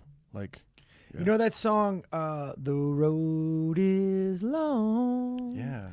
With many winding turns. And it's, he ain't heavy, he's my brother, right? Oh, yeah. If you ever go to Boys Town in Omaha, Nebraska, okay, there's a statue of a little kid carrying another kid on his back, and it says, he ain't heavy, he's my brother. So you think it's a metaphor for like the plight of the human being, Yeah. you know, like, Yeah. you know, mankind should look out for mankind. But in reality, it's actually word for word a true story. So when I forgot the father's name at Boys Town, I think it was Father Murphy or whatever. I don't remember. Callahan, some Irish guy, O'Malley. Yeah. So during the Depression, a lot of parents were selling their kids right, to try and make money to give them better lives. Or they would leave their kids and to the state and they would disappear. It was like an awful time. So this little boy, because it was in Omaha, Nebraska, I think they were in Illinois, and their parents died or something. Like they died of starvation. So him and his little brother walk, because they heard about Boys Town. Father Flanagan, that's his name. They walk from Illinois to find Omaha. So it's like a month walk, and it's in the winter. So Father Flanagan's at the house. One of the nuns is like, there's an image coming. They run out with the light, and you see this little boy carrying another boy on his back, and it was his little brother. So apparently his little brother couldn't make the trip. Now, mind you, this kid's like 11, his brother's like 7, right? So he carried his brother from like Iowa to Nebraska while he's walking. So now they bring the kids in, they're getting the younger brother help, and they're feeding the kid, and he's just eating soup like it's nothing. And then the father, Father Flanagan's like, just asking the kid question. The kid's just starving. He's all, he's like shocked, whatever. But so he said to him, he goes, so how, asked him how long he was carrying his brother, and he answered the question. Then he said to the kid, well, he must have been really heavy. And the kid stopped, and he looked at him. He goes, he's not heavy. He's my brother. He's not heavy. And that's the mantra he kept saying in his head, this little kid, as he carried his little brother through the snow. Right? That's a beautiful story. Isn't that fucking great? That's great. You see that, you see the kid carrying it. Look it up if you're listening on Google to Boys Town. You got that, Rems? And then you watch that, you see that, you're like, wow, man. I'm so in awe of that generation. Me too. I think we all suck. I talk about it in my act, but I'm tired of people picking on millennials. We all suck. After the World War II generation, everything goes downhill. You know what I mean? And we've slowly lost our character as a nation. And, what we think is hard times is not driving a Mercedes. Especially when you travel the world and you see how other cultures live. And, the fact that you could live in a 2-bedroom home or a 2-bedroom apartment and have 2 cars and have 2 cell phones and have a TV in every room and have food and running water. And everybody acts like, how rough it is. Even the way I grew up. Like, I grew up rough compared to American standards. But at the end of the day, it's nothing like our grandparents went through. Or my grandfather came here from fucking Italy, was driving trucks at like 11. I know. You know what I mean? And there's pictures of him in a triple-breasted suit with a fedora and a cigar, and he's like 12. My father, grown men renting apartments in Little Italy and fucking and Hell's Kitchen at 12. It's different. Even my father-in-law, God rest his soul, was born in 1920, lived to be 90 years old. He, Armenian farmer near Fresno, and they had brothers, and they would farm the land and try to buy a little bit of land at a time. And he, even in the 40s, he was hitchhiking back and forth to San Luis Obispo, going to college out there. It's like just hitchhiking and like it's nothing. Like it's nothing. And man.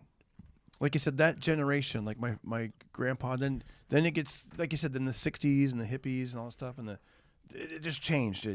Well, dude, look, everything's relative. So, the goal is for every generation to make it better for the one after them. But what's happening now is that everybody's a victim of everything. Like, everybody acts like, you know what I mean? Even our grandparents that went through shit never even use that as an excuse. Now you got like 4th generation Americans that are, like I called this chick that was from New Zealand. I said she was from Australia, and you would have acted like I was the most racist and insensitive. Wow. Like, I don't know the fucking difference. I know. It's like, right? Yeah. But she acted like, for us, it's like, do you know how hard it is to be from? It's like, shut. And I'm not even exaggerating, dude. That's a true story. That's like us mixing someone up from North Dakota and South Dakota. We don't know. Who cares? It's like, yeah, exactly. Like, people say, oh, you from New York? I'm from New Jersey. Like, who fucking cares? That's racist. But the reaction of her was, you would have acted like that, I'm culturally insensitive. This is really, literally basically the words out of her mouth. It was so fucking annoying. It is annoying. One of my bits, that bit I like to do at the end, I go, I like my women. I like my women like I like my. And I name some things, right? Then people yell out. And it's usually fun. It's always in good fun. I've had super, people that you would Don't even tell me somebody got mad that you. Yeah, on paper you would think like, oh, this person wouldn't laugh, but I've had comics that are going, I love that bit you do, and just keep, whatever. But you're right. I had twice. I've had a woman do it once, and then once this guy did it, like in his 20s. I go, I like my women like I like my people. Yell out like shoes. I'm like, no strings attached, or I like my cell phone. Whatever I would say, like nights and weekends, no limits, or a cracked face, or just some dumb shit. I like my women like my belt black and around my waist, whatever. So, let's have your buddy yell out when I really want to improvise. Just yell out, I like my women like I like my sports team. Sports team winning. If you said basketball, I'd be like, bouncy round, passed around by black dudes. What? Whatever. I really want to improvise. I like my women like I like my cars jacked up and used. Beep, beep, and horny. It's just stupid little bit. It's fun. It's silly. Whatever. But so I did a show here in LA, and you really had to do the improv. Yeah. I know. I just want to. I'm like, I know. I don't want to bomb on my own podcast. I'm like, thank you for saying cars. That was a good one. I like my women like I like my mom. Mom, not here. Brett knows I'm adopted. What a dick. This is so stupid, but I mean, it's funny. Yes, it's fun, silly. but it's it's silly. like it's goofy. Yeah, it's I'm not goofy. trying to hurt nobody. Everyone's having a good laugh. So this dude had like the skinny jeans, the man bun, and the blah blah blah. That vibe. And I do adult coloring books, whatever. So I go, I like my women like I like my, and he goes, misogyny. Like just really weird, And then it made the room weird, and then, and I was like, not able to take a fucking joke. No, I didn't say that, but it was really weird. And then guess what? After the show, how we, I stand by the door and I'm, whatever, meeting people and stuff. And then he that's what it was. I was the headliner on like a one of those shows where there's like people graduating from a comedy class and they all get to do like 5 minutes. So there was like 20 of those people. So it was all their friends who probably never went to a live comedy show. So that dude made it a point to go over to one of these fucking new kids that just started and really right by me and goes, you were the best one. You were so good to like, to kind of like piss me off or whatever. So I like my women like I like you, feminine. I know people do try to trick me up though. Like what's one that they said? Funeral, and then of course. Dude, but what the hell's that even got to do with misogyny? I know. I know exactly. So wait, so now you're not supposed to like women? I know. And even if you do, it can't be some. And I'm not downplaying it. I'm just saying it's silly. It's silly. It's not meant to be. Yeah, it's not meant for you. You're not making a statement. I know exactly. I know. Plus, you're 70 years old. They should know that was how you did it in your generation. Back in my day, back in the 70s, we liked our women like we liked our Vans. Ooh, jacked with up candy. Used. With candy. And a shag rug. Yeah. Don't come a knocking if this Van's a rockin'. We like our women like we liked our cable boxes attached to the TV. And illegal. Yeah. This is weird. I'm becoming the old guy. I was the young guy when I started. I was the young. I literally had to stand outside these. Dude, with comedy there is no age. But it is funny though. I remember being 20 and the guy goes, it was a contest and I was in the finals, and not bragging because it was Fresno or whatever. But the guy goes, you can't be in the bar unless you're on stage. And I'm like, but I want to see my competition. But I was 20, and then like you said, boom. Next thing you know, you're in your 40s. Like what the fuck? It just happens. Yeah. But again, man, you're not like. You become more relevant as you get older. You actually do, right? And you draw. You have more things to draw on. You're not a model. You're not a. Yeah. I mean, you can act, but that doesn't make me you're an actor. I remember you in Get Shorty. Yeah. But thank you. Be Cool. The movie Be Cool. Oh, that was That's it. Be right. Cool, right? You That's took the right. keys. Yeah, I did. I did. Like, with the Prius, and if you take your time, or something like that. that. What did I say again? Because they changed the lines. But yeah, it's. But I'm saying but that's not what you're doing. You're a comic. Yeah. And that's it. As long as I mean, you're just supposed to be goofy and silly and laugh and make. I mean, it depends on your style, but you've never been like controversial. No. You've been fun. Fun. I love talking about. What are you talking about these days? You said you're talking about like the. I just tell personal stories. I love personal stories. I'm doing the same thing. To me, that's why it's the best. But I'm saying like you can't tell me my experience, and if my experience bothers you, that's the other thing I'm finding a trend. Yeah. Is a lot of the younger, like a lot of the comedians, a lot of these specials, a lot of these like social justice type comics. I love all different types of comedy, and I'm not just saying that with a butt. Okay, I think everything should have. The diversity of comedy is great. You don't want to hear the same thing or see the same person or same point of view. But with that being said, there are too many comedians that are telling people how comedy should be done, right? That Absolutely. I have a problem with. I know. I don't care if you go up there, you say, I hate people from New Jersey and Italians, and they're half Italians, and people that went to high school in Florida. You can shit on everything I love and stand for, from the Dallas Cowboys to America. I don't care. But once you start saying shit like, and real comics do comedy this way, now I got a fucking problem. I know. And if you're going to do that, you better be so well respected. Yeah. Like a lot of comics think they're George Carlin nowadays. Like there's too many political comics that are not seasoned enough, that are one-dimensional. You know what I mean? And I've also... And even across the board. I mean, it depends on what aisle, seat in the aisle you're in. Even if you're right or left, it doesn't matter. It becomes hack. I think real audiences laugh. I think if you get in front of that too cool for school type of audience, I've had this happen a couple times where you do what's like a joke, like, you know, considered a joke, and they'll be like, womp womp. Like, that's a joke. Womp womp. Well, see, but here's the other thing, though, Darren. Out of all the experiences and all the shows you do, and like I'm in over about 30 cities a year, say, we could take that one person that said misogyny out of the fucking 20,000, 30,000 people that you've done comedy in front of that's never said anything. Right? Yeah. And you're going to say that's most people are cool. I would say 98.9% of the time, everybody's pretty chill. You get some drunk person or some oversensitive person or somebody that doesn't understand it. But on a whole, my experiences have been wonderful. I mean, you get an asshole every now and then. But when you're getting comics themselves now, this is what bothers me. I don't mind asshole audience members. Right. That will always happen. No, always. You know, I'm not a political dude on stage. I do shit on everything, though. Like, but I say I'm not political. But like, if I'm crapping on Trump or if I'm crapping on Hillary during the election, I don't care. But you'll find that you'll get that one person that gets emotional or takes it personal or whatever. But on a whole, everything's beautiful.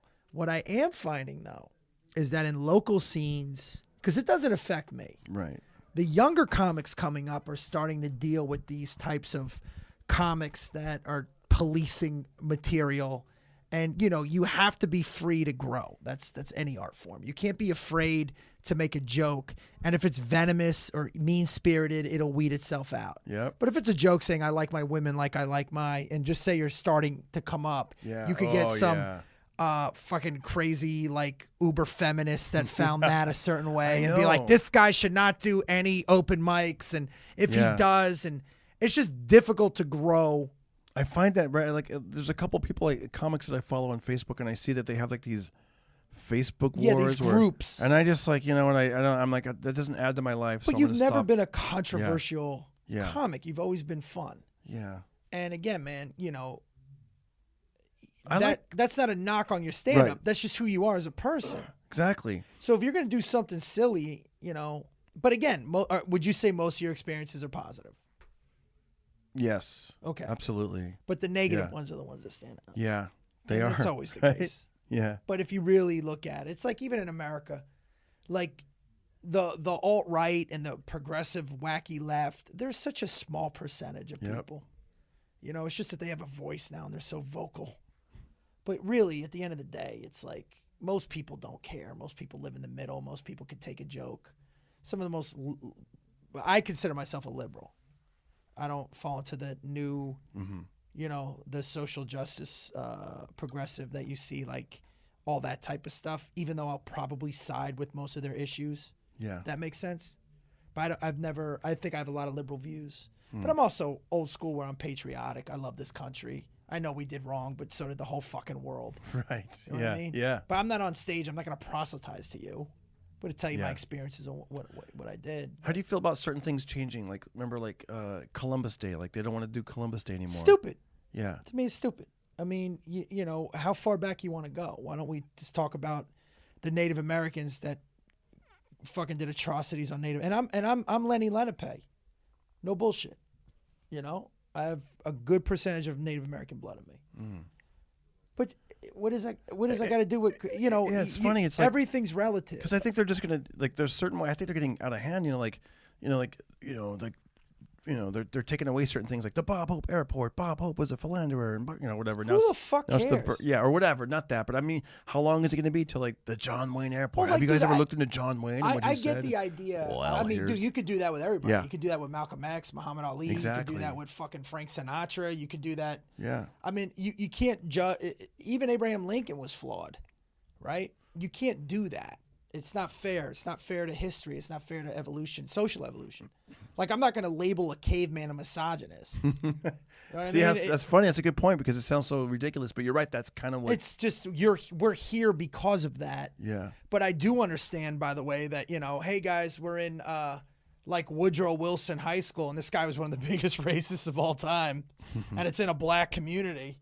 Yeah. I could see what people are like, dude, I don't want to go to Robert E. Lee. Right. Or, you know what I mean? Because this guy hated us or fought for us so we could be oppressed. I get that. But you shouldn't destroy the statue, put it in a museum as part of history, but don't make a predominantly African-American school go to the school with the name of somebody that fucking hated them. You know what I mean? But at the same time, the American flag is... we could do this with every nation's fucking has a history of horror. I went to Roosevelt High School. I wonder if there was I wonder if that guy was a racist. Was it Teddy or Freddie? Freddie. I mean, Franklin. Franklin. Freddie Roosevelt. That was his cousin. His cousin Freddie. He never made it. If only tried harder, I Dude, could have been the president. look, man, everybody back then was. I mean, again, you can't judge it. Like, everybody was first generation immigrants. Everybody was poor. You know, I mean, you look at the other thing too is you can't compare plights. You know what I mean? Like, Alex is Jewish. There's 13 to 16 million of you in the whole world. 6 million of you were murdered, annihilated. There's not that many Jews in the world. That's the real fact. 13 to 16 million in the whole world. There's like 1.8 billion Christians and 1.6 billion Muslims in the I world. wonder how many Armenians are. Somebody Or it last could week, be 1.8 billion Muslims. It doesn't matter. I'm saying there's Yeah, only yeah, 13 million of them. I know. Last week somebody told me there's only 8 million Armenians. Possibly. Yeah. But I'm saying is like I think they live in Glendale. you have they all do. I'm just kidding. No, but that guy really. Well, did tell me that. most of the Jewish people live in New York and LA. But think about that. Wait, can I ask your buddy a question? Are you from New York or LA? San Diego. My dad, 3 generations from New York. And San my mom's Diego? from LA. Yes, San Diego. Yeah. She's Italian now. I met a few Jewish people from Kansas, and I was like, Kansas? But then you realize, like, but I think maybe they came down from Chicago or something. I don't know. But you're right. It's a little, when you're like, what the fudge? But I You know, mean, like, yeah. when you came to, when you went in the turn of the century, when all these immigrants were coming, like, most of my family came in the early 1900s. You know what I mean? And they didn't speak English, and they were in Italian neighborhoods, and, but my grandma, everybody was poor. Nobody had anything. You know what I mean? Actually, a lot of the black people in Harlem at the time had more money because Harlem was black and Italian. Now, again, you're not comparing struggles. You're just saying that people back then didn't care. It wasn't even in their psyche. Like, everybody my grandfather referred to was like, yeah, the Polish kid, the Irish kid, the Jewish kid. Yeah. Because all those neighborhoods were so segregated in the Northeast. Dude, I remember, well, that's how it was. You follow what I'm saying? Yeah, it was like when I grew up in Fresno, it was like, it was a different Dude, world. the Latinos do it. Yes. The totally. Puerto Ricans talk about the Dominicans and the Cubans and the Colombians on hadn't the been East around- Coast. Like, but I'm saying everybody referred to people back then that way. remember, It was a whole different time. And I remember when I went from Fresno, like, and I went to the Bay Area where they were like PC. It was the first time I didn't even heard the word PC until I went there. What does PC mean? They go politically correct because my buddy Bill, it was a black dude, right, that I met in comedy in Fresno. We became roommates, and I remember I went to his day job, and I'm like, hey, do you know where Bill is? And they go, what does he look like? I go, he's a black guy. He's about 6'4". And then she looked at me like I just said the worst word ever. She goes, well, that's the other thing. yeah. with I was the- like, the- how am I going to describe the him? white, I I remember yeah. being in Seattle, and there was, at the time, it was years ago, and they were changing Chinatown because Yeah. they thought it was racist. But there's such a history of Chinese people there, and my thought was, why is China a bad word? Right. Like, why, if you changed Little Italy, I'd be livid because you have all this history. But at the same time, you don't want to trivialize groups that have traditionally been trivialized. I think they're doing that to Koreatown here, aren't they? In LA, I don't know. Like Indonesia, I think. But like, look, all the transgender talk and the homosexual talk and all that stuff is great, And the reason for that is because it's so. I would rather have it where people are tired of hearing it than have never experienced it, and it's become such part of the mainstream that, in a sense, yeah. I mean, I remember growing up. Nobody. People were closeted. People were afraid. Nobody talked about it, even in the 80s, man. I mean, my brother was gay. He was petrified to come out. It wasn't like mainstream. So now what I love about the millennials is, yes, it's on top of their head and they're open and they talk about it and it's in the mainstream. And I would rather have that oversaturated than not talked at all. But at the same time, you can't go back to 1850 and try and change history and remove history. I think there's a fine line between it. You know what I mean? Like, you can't. Christopher Columbus, I mean, the Native Americans were not peaceful people. Neither were the Spanish. Neither were the people in Africa. Middle Eastern, actually, Arabs started slavery in general. Then you had the fucking Norwegians. Everybody's always like, yeah, in Sweden. And they were Vikings, okay? Then you had the British that were horrible. And then you had the Persian Empire. You had Genghis Khan. You had the Ming Dynasty. It just goes on and fucking on and on and on. Yeah. Even the Jews shit on the fucking Pharisees at one point, or whatever it was. Not the Pharisees, the Samaritans. I used to do a joke about that. Except for the years ago. good one, he was good. But I'm like everybody talks about the Good Samaritan, but I guess Yeah. the Samaritans were like a group of people. But like, could you imagine back then? Like everybody was like, those Samaritans, horrible tippers.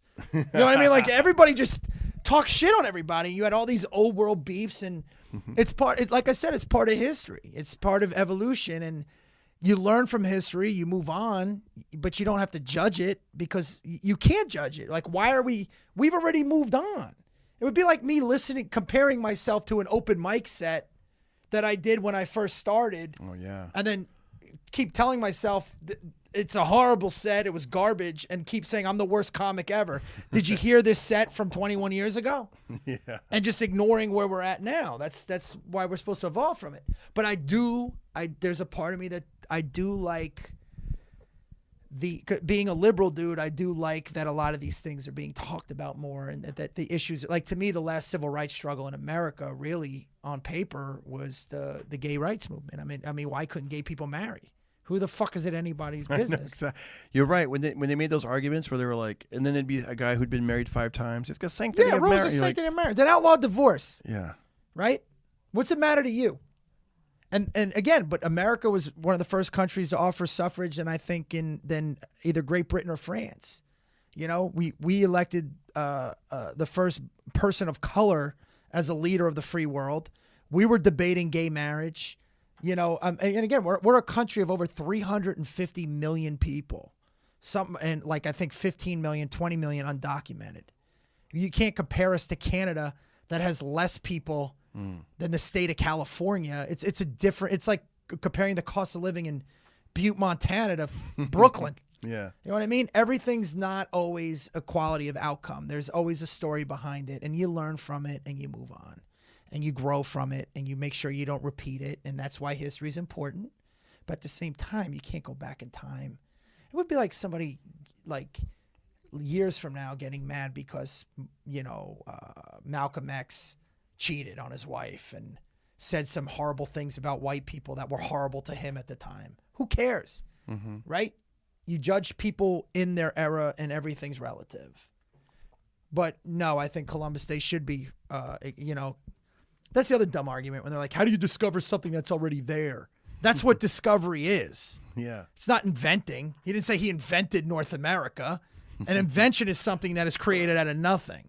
Like when Einstein split the atom, the energy was already there. He released it, right? Right. So that's how you discover that, right? Now, granted, other people had discovered America, but nobody ever actually mapped it and claimed it. And if they did, then Amerigo Vespucci was like the first one to ever, I think, put it on a map.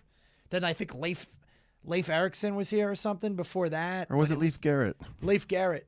Now you're really aging yourself. If you don't know who he is, that's the guy who got stabbed in The Outsiders, right? Did he get knifed up? I don't know. Is it the one Machio stabbed when they were drowning him in the thing? I don't know, but I read the book, though, with S.E. Hinton, I think. Is that who wrote? whatever. Do that, but the thing is, like, even with the Italians, like, look up Sacco and Vendetti if you don't know about the one of the largest mass hangings in American history. Lynchings was of Italian Americans, and rightfully What so. they do? They hung? Well, they were socialists. I think they were accused of killing a congressman, and everybody was savage back then. Everybody was out of their mind, and it was technology that caught everybody up. And America, I'm tired of people comparing America to what they have in common with the rest of the world. The rest of the world has slavery. So did we, right? We all had oppression. We all had racism. You're even going to have more racism when you have groups of people that get together and don't know each other. Start focusing on what America did that no other country's ever done. From radio to television to the airplane to stand-up comedy. I was just going to say that. To basketball, to football, to rock and roll, to hip-hop, to country western. To democracy in a sense, in the way that we know it, you know, taking lock civil liberties and you know, just everything that made us the whole Declaration of Independence to the Constitution it's the most vague and specific document ever written. It's one of the greatest documents ever written. You can't negate it because some of those guys owned slaves and were assholes. They weren't assholes in their time, and they were being debated at that time. You know what I mean? I don't know. That is a pet peeve of mine. I don't know if you brought that up on purpose or you know that. I can't stand that. Well, I don't consider myself intelligent, but I do consider myself an intellectual. And if facts come into play, then or science can back something, then just let the information in and just know what it was, and don't make things worse than they were or better than they were. It is what it is. You accept it for what it is. You grow from it, and you move on. We can't keep dwelling. I don't know. It was funny because I was telling my son, you know, when you have a kid, you'll find this if you decide to have a child, you'll tell him something, and then he'll look at you like, what? Like I was walking with my son, and I was telling him, I go, you know, when I was a little boy, they had Boy Scouts. I was in the Cub Scouts. I go, but then that ended because our den mother, I don't know, something happened. We couldn't find a den mother, so I joined. It was the YMCA Indian Guides. I don't know if you guys are familiar with Indian Guides, but. Nah. I asked him, I go, he goes, what's that? I go, oh, it's great. It was put on by the YMCA. I go, me and my dad on the weekends would dress up like Indians. And he goes, that's racist. And it was hilarious. And I was like, well, I mean, yeah, I guess nowadays it does. So what do you, but did your family come up through Texas to Fresno? No, it was. You're of Irish descent. Yeah. Oh, it was like, yeah, it was from the, well, my grandparents were, like I said, South Dakota. I mentioned that earlier, but like. You have Native American in you? So my father's side a little bit. Yeah. Whatever. I could probably do that 23andMe. I've done it. He said he's tall and has. You've done it? Yeah. Was it what you thought it was going to be? Yeah, I knew I was mostly Southern Italian. I have Moroccan in me. I have French, which is very common. And then I had German, obviously, because my father's side, which is some British. And then I had a good amount of Native American in me. And I always knew that on my dad's side. But, you know, I'm not going to now try and identify with the plight just because I just found out that I have enough blood to where I might get a tax exemption. Yeah. You know when what I mean? found out I was a little bit Cherokee, I was like, well, I'm just going to let it go because, you know. But now it would be like me getting mad. It's like it didn't affect me. Right. You know what I mean? But I told my son about this, and then I Googled it, and I think it was around 2003, the YMCA stopped calling it Indian Guides because they were like, let's.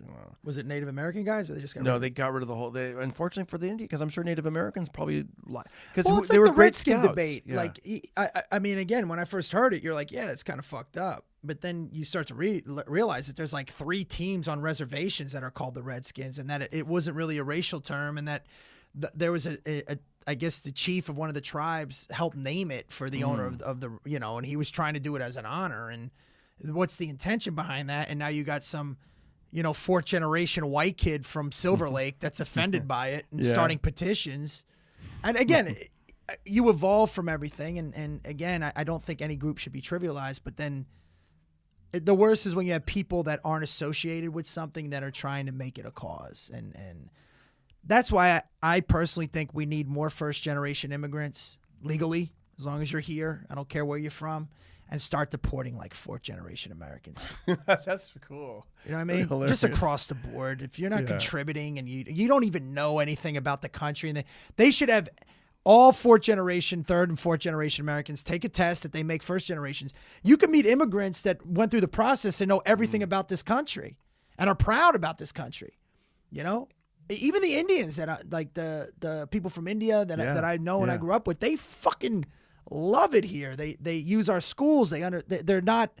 Do you know the groups that fare the best in America are actually non-white? They're Chinese people, Asians fare the best in America. Because they came here and they appreciate the education system. It's just a whole different culture. Like I remember during the World Cup, they were showing the Koreans were cleaning up the stadium after themselves. Wow! Like there's this respect and I remember when they code that they have, and then you see all these white animals fucking drunk and throwing up everywhere, and they're fucking. And the Asians won, and they cleaned up the stadium. You know what I mean? I remember the big tsunami and the earthquake. Asians are the master race, by the way. In Japan, remember Japan? Like after the earthquake, I remember they were standing in line. They were all super orderly, standing in line to get help. There wasn't chaos. They were like, wow, a lot of respect and. Dude, it's a sense of entitlement, and in my opinion, anybody that's born and raised in this country is privileged. I'm finding that more people are publicly rude. Are you guys noticing that? I'm seeing that a little bit more publicly rude. You know what? I don't know, man. I mean, you always have hecklers, but no, I'm not talking comedy. I'm talking out in life, like. You know, like I've noticed men in general, young boys, young dudes don't offer their seat for women anymore. Yep. They sit there. They don't help people with suitcases. I don't know why that is. That's something I've noticed. Like when you get on flights and stuff. Yeah, like I saw a guy that did they that. don't stand when they shake your hand. You know what I mean? Like there's like a sense of etiquette and respect. I don't even know if they're doing it on purpose or they just don't know or nobody taught them. But again, I'm old school, man, and I was raised by old men. My grandfather, my stepfather was older, and there was a whole thing. Like I was taught when you grow, no women at the table should reach in her pocket. Like if there's 10 women at the table and I'm the only man there, I should pick up the tab. Or, like with your, like say you're married and your wife comes to the Comedy Store and you're not there. Yeah. Then it's my job to look at her with my wife as if she's mine. I pay for her stuff, make sure she's okay. You know what I mean? There's like an art of being a gentleman that I have noticed is not around anymore. And I'm not trying to put myself on a pedestal. I'm just saying, there were certain rules and shit that when we were growing up that was embedded in us. And I'm proud of that. Just like I'm proud of my European culture and my heritage. I'm not ashamed to be a white person in America. My European heritage is fucking amazing. What my grandparents went through when they came through Ellis Island. I'm fucking so proud of that. I love how passionate you get. Well, dude, but that's more what I relate to. I relate to what my grandmother's stories about when she was in they grew up in, like I said, in Hell's Kitchen, and they didn't speak English, and the shit that the Irish did to them, and the WASPs at the time wouldn't allow them to apply, and they just worked through it and self-educated themselves. And my grandmother was a banker with I think she went to 8th grade, and my grandfather didn't get past 6th grade, but he started his own business. You know what I mean? And they learned about the system, and he used to say everybody in America should have 2 flags, but the red, white, and blue flies over that red, white, and green. And he was very proud of that. And he said, if it wasn't for Mussolini and a socialist government, we could have stayed in Italy, and we came here. Like that was the stuff that I'm very proud of. Just like any Latino should be proud of their heritage, any black person should be proud of their heritage. I'm very proud of my heritage. And I could be for me and not against you. I could still be proud and not putting you down. Right. Right. But that still gets a negative connotation, because if people say I'm proud to be white, that has a difference than saying I'm proud to be Italian American. So I just say my European immigrant heritage I'm very proud of, because I can see where that could be taken out of I know. I was just saying, like this. You know what I mean? This was good about podcasting, because you have a what's the name of your podcast? You're on the list. You're on the list. I subscribed. I like it. It's good. And they pick lists of things and they talk about like what your See, dude, I love favorite, everybody, man. And I grew up around predominantly. I grew up around a lot of black kids, man. That's most of my school. Like I think you were mostly around Latinos, right? Latino and black, and Asian actually. After a while, like the Hmongs and Laotians came over. But what's funny is like people say Armenians too, because especially like rich white kids are always, I like diversity, and they're focusing. I learned about diversity and growing up just in a diverse area at the time is like I never focused on what, like, I didn't learn about what makes us different. You really realize everybody's the fucking same. Like, there's more things people have in common than we don't. Mm-hmm. You know what I mean? Everybody Absolutely. loves their children, and their mothers love kids, and Yeah. everybody loves each other, cries the same, loves the same, friendships are the same. And it's not like one of those things where people are like, oh, my best friends. I'm not even kidding. You know what I mean? It's just the way we grew up, and my boys are my boys. I've never bit my tongue. I've always, There was a time in my life. I've got respect, love, Yeah. and vice versa. And, we never even, Yeah. I'm not trying to sound a certain way. I'm just Yeah. saying it never was an issue. Right. You know what I mean? We played Little League together through high school, to each other's weddings, to some funerals, to births of kids. It's just, I don't know, man. I always find the people that talk about and are race the most are usually ones that haven't been around it a lot. Right. Or either think that way. And I think it's too, like, people that, I was going to say, there was a time in my life where I was like, wow, I'm not around a lot of white friends. Like, I just, with comedy and moving and just. And it wouldn't matter the way, anyways, I know, right? it didn't matter. Yeah, at all. It's like. My grandfather used to say, there's an expression, be careful of somebody who says there's no such thing as an honest man. Because they're pretty much admitting they're not honest, right? Yeah. People that are like people that steal jokes, usually the biggest joke thieves accuse people of stealing. That's People true. who proselytize the most, all the white people are always like, that's racist. That means they think that way. Yeah. It's always out of their Game fucking recognized mouth. game. You know what I mean? That's how they think. So they're projecting it on everybody. That makes them suspect, in my opinion. You know what I mean? It's the same people, like I said, Absolutely. people always steal. It's like the fucking Republican senators that are against gay people, and the next thing you know, they're blowing some dude in a fucking booth. Or the best was that Asian dude out of fucking China. Out of Chinatown, and I think he was up in San Francisco. He was for gun control, but he got pinched, and he was selling guns. Oh my God. It's always Really? the people that talk the most about that shit that are What the always the fudge? problem. The straight guy that hates gay people, and you find out he's gay. You know what I'm saying? It's almost like a joke. Huh? It's like a like when, you couldn't write when you this see the shit. headline, you're like, "Are you kidding me? This guy's anti-guns," and then he like gets busted for like selling guns. Dude, It's there's like, nothing worse when you meet like that really progressive white guy or white person, and then you're hanging out with like black people or Latino people, and then they just start virtue signaling, and everybody's uncomfortable. yeah. And they're Oh, it always is. looking at him for acceptance. And it's like, dude, you're making all of this uncomfortable. Why are you even bringing this up? We were talking about sports. You know what I mean? And you just came, and everybody feels awkward right now. It's always that dude. You see that a lot amongst comics. Yeah. Person comes over and just fucking speaks superfluously, and that's the word, right? Where you talk about bragging about yourself. Or you started this with me, by the way. I hit a wall. What I was going to say about podcasting is great because it's real conversations, and you know what I mean? If it was another medium, like a newspaper, let's say I was interviewing for a newspaper, you could say everything you said, and then the headline would be like, Bret Ernst proud of his white background, or whatever. You know what I mean? They'll take it out I'm of proud context. of my European, Italian, American heritage. God bless. That's what I'm saying. The internet is great because it's like. Sicilian, to be specific. Did you grow up eating a lot of Italian food? Hell yeah, you did, right? Fuck yeah, man. Yeah. That's all I ate. I mean, And look, it's I good, love right? I knew Yeah. my grandparents on my dad's side, but I was very close with my mom's family. Like, they pretty much raised me my whole life. And we had dinner at 2:00, and my grandfather. I'll take it a step further. When people be like, not only did I say to be Italian, he corrected me, and he's like, "You're not Italian, you're Sicilian."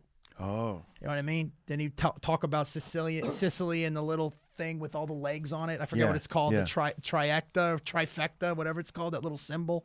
And he would tell me what each leg means, and they're the shores of Sicily, and and he would tell me stories about how my grandfather, how he was, and my grandmother, and just very proud of that. And you don't let anybody ever call you a guinea or a wop, or and that was the shit that he had to deal with. Which, by the way, I understand. Like, when black people, especially my age, their grandparents, they knew grandparents that were shit on. Yeah. So like the way, and I know it sounds corny, but the way like you were told about the Irish that was so bad to to my grandparents growing up and stuff.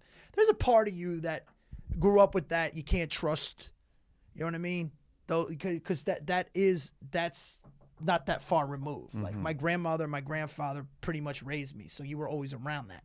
So I could see where like second, third generation has that animosity. But when you're like fifth, like if you're a fifth generation Italian, you don't like Irish, you got to get your fucking head checked. Nobody even knows what that means anymore. Yeah. You know, but like when your grandparents would tell you stories about, you know, the shit that they had to go through, and you know, they had one bathroom on the whole fucking in the tenement. Oh, Do whatever you gotta our do. guest houses are. Yeah, go. Dude, you should have left a go to the fucking long bathroom. time ago. Yeah, You're not breaking anything. It's a podcast. We're gonna wrap it up in a little bit anyways, but yeah, come back when you get a chance. But I'm saying like That's funny. that type of stuff that you hear. So I Yeah. do understand when, you know, it's not like I said, I don't like to trivialize. I like your anybody. friend, by the way. He's cool. He's a great kid. He's cool.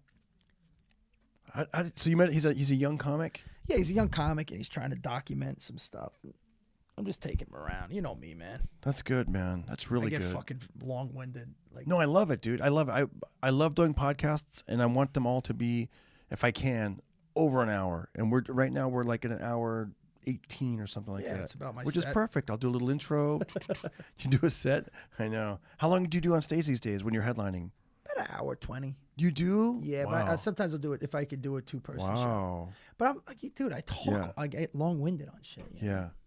And when you get long-winded, are there moments where there's not laughter, and then but you're like, that's cool because I know I got these other things where there's going to be a lot of laughter. I mean, yeah, but I would rather Yeah. I'd rather it be interesting.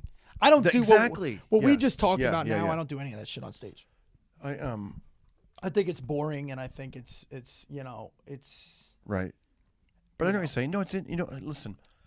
The reason I ask is like I've been doing playing different rhythms and tempo of stand up, like I know I have my big bits coming up where I'm going to be doing like, entertaining, like sound effects, noises. I'm going to be doing a story that's going to doing voices back and forth. And I know that's going to get a reaction. But like tonight I must have talked maybe like a good, like, I don't know, like 3 minutes. You mean during this podcast because I kept talking too much? Yeah. I've been pretty quiet in the beginning, and then No, it's all good though. It's all good. Like, but I'm saying, like, there was a moment tonight on stage. I talked for, I'm gonna guess, like 3 minutes where I was setting up a story and kind of painting this picture. And I got a little chuckle here and there. But I guess what? I guess because of the experience, I didn't care because I'm like, in my mind, I'm like, you know what? I'm gonna be killing and crushing in about 2 minutes because right now I'm setting it all up. see again, You man, know? and not saying one style's better than the other. It doesn't Yeah. matter. That's not my mindset. I know it sounds crazy, but it's not. Like I never sit there and go, okay, I'm okay with silence. That's what I'm saying. So I'm just now getting But we're used to two it. different. We're two different styles of Yeah, comics. Like I'll tell a story. Yeah. The one bit of mine is 9 minutes. And they'll be like silence, not silence, but they'll be interested. No, it's silence. Yeah, but wow. they're listening, and then there's a payoff at the end. Yeah. See, I'm getting better at that now. I'm getting better with that silence because before I was like, I got to get those LPMs, laughs per minute, or whatever, But that's why Yeah. an hour set, if I was a setup punch type guy, could easily be 45 minutes. Yeah. You know what I mean? Or an hour 18. Like tonight, I hit it a little harder than I would usually because I got 15 minutes. Yeah. You know, You or wanna I'll do like just a stay in the 9-minute pocket setup. with one story. Yeah. Yeah. But I'm okay with that shit, man. I really don't care. Isn't it great? It's great. I noticed that when I draw them in and it's quiet, it's okay, and then I know I'm gonna unleash and it's gonna be like. Yeah, but I'm saying I'm pretty not. cool. I don't know I'm gonna unleash. Oh, you don't know. Nah, I'm like, it don't matter. I mean, I know that they're gonna laugh sooner or You're later. funny. We're both funny, but But you're I'm real. not. He's I'm funny. not He's like. just need I'm the- not upset with like Yeah. sometimes like, I'm stupid anyways. I am. I'm wacky, dude. I'm a wacky dude. I really am. I'm wacky. There's always been something off. First of all, you can't do stand up and be normal. Yeah. It's not a normal person thing to do. It's not okay for me to be in front of a room of 350 people and just talking to them about stupid shit that I've done and being fucking, I got listeners. matter of fact about some stuff where Yeah, you see yeah, them yeah. going, ugh, what did he just say? And you're like, yeah, well, everybody does that, right? Like, no. I was gonna say I got listeners all over, and I want to ask you this. So you're in Cobra Kai. I haven't seen it yet, but everyone's talking about it. Yes, I mean, Is it pretty damn cool to be in something big like that? I think right? Entertainment Weekly says the only thing that the internet's agreeing on. That's so cool. But a lot of people like it. I was very proud to be a part of it. Even prouder even if I can't explain it, like when I got the part, I was excited, of course, and then I read the script. I'm like, wow, this is good. And then I read the series. I'm like, wow, man. And then the way that they executed it was really strong. That's so cool. What kind of character are you in it? I play Ralph Macchio's cousin, Louis. Really? LaRusso That's so Jr. fucking cool. That's the one thing I am happy about. That's so cool. I mean, amongst other things, I want to sound like I'm unappreciative, but to be a part of the Karate Kid history now, you know, it'd be like if all of a sudden Rocky 8 came out and I'm like, Rocky's illegitimate son for like 20 minutes. I'm still Rocky's illegitimate son. That's absolutely. You know, but like I think it's in Karate Kid 2 or 3, I'm not sure. When his Uncle Louie dies, there's a scene where she's talking and he's in the bed, and they talk about Uncle Louie in the first Karate Kid. So I'm his son. Wow. Right. So that's I'm Louis LaRusso Jr. I showed my son. We watched Karate Kid last month. He loved it. He loves Karate Kid. He watched Karate Kid 2. I think that's the one that's a little bit more romantic, right? Where he goes to Japan or some shit. And that's with the drums. It was hilarious because then the third one is like he fights the bad guy, Will Smith's son. No, I'm just kidding. It was like he beats up Hilary Swank and Will Smith's kid. Yeah, but it was funny because Austin had never heard of the word Okinawa. That's my son, and my wife goes, well, "Where are they going?" And he goes, "They're going to Oklahoma." And then I'm like, "Well, there's a version of that too, where there is, yeah." Cobra Kai 7 fight some Sooners. Yeah. But it's funny because now we're watching the Rocky movies, and he's noticing the similarities between Rocky and the Karate Kid, and it turns out it's the same director. Yeah, John Avildsen. Yeah, so it's like it's kind of neat. Like I asked my son, like, "What did you think of Rocky?" And he goes, "I liked it, but I wish Rocky would have won." I'm like, "You see, your kid don't get it." I know. I'm like, "Hold on, son." He doesn't get it. Yeah. It's like, yo, what are you doing?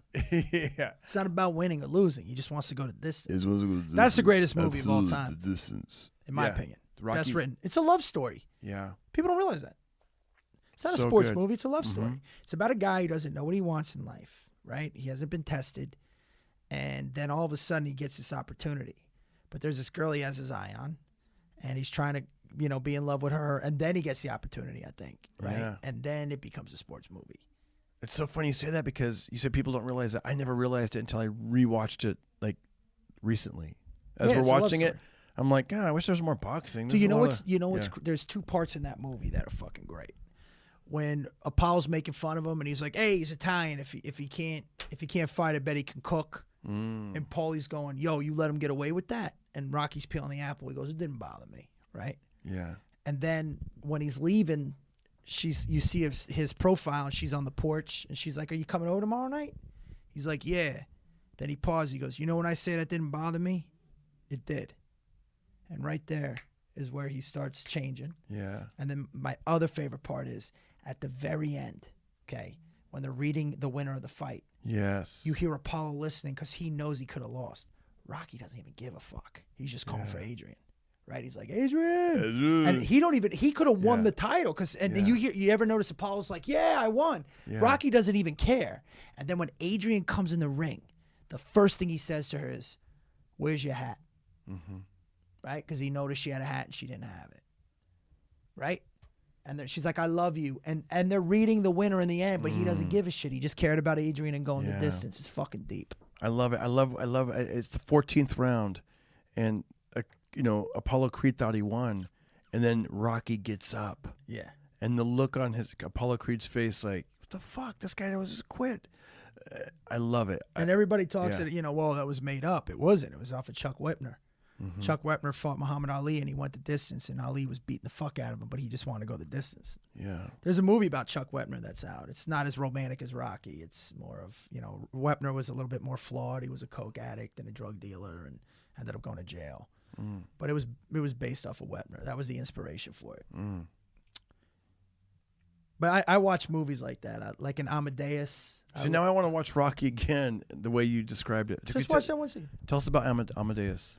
Well, Solari, who is what makes Amadeus great, and it's really about jealousy. So there's this composer, Solari, I think it was the King of Austria, that couldn't wait to meet Amadeus, right? Mozart. He couldn't wait to meet him. He heard his music. He's like, and he was so in awe of his music. He couldn't believe, like, he heard the genius in it, and he was just couldn't wait to meet him. And when he met him, he was this fucking buffoon. He was this young guy that was just chasing ass around the castle. He was a goofball. And Solari became friends with him to ruin him because he was so jealous of him. Whoa. And there's a scene where he's listening to Amadeus and everybody's enjoying it. Oh, yeah. But he's listening to it with a trained ear. And he is so angry at the fact that this guy God gave him this gift and he had to work for this. And he was also pissed off that the people didn't understand what the fuck they were hearing. They just enjoyed it. It'd be like you hearing the most brilliant joke ever and the audience is laughing at the joke, but you're like, you people don't see the brilliance in it. And he was so tormented by him that he literally became friends with him to destroy him.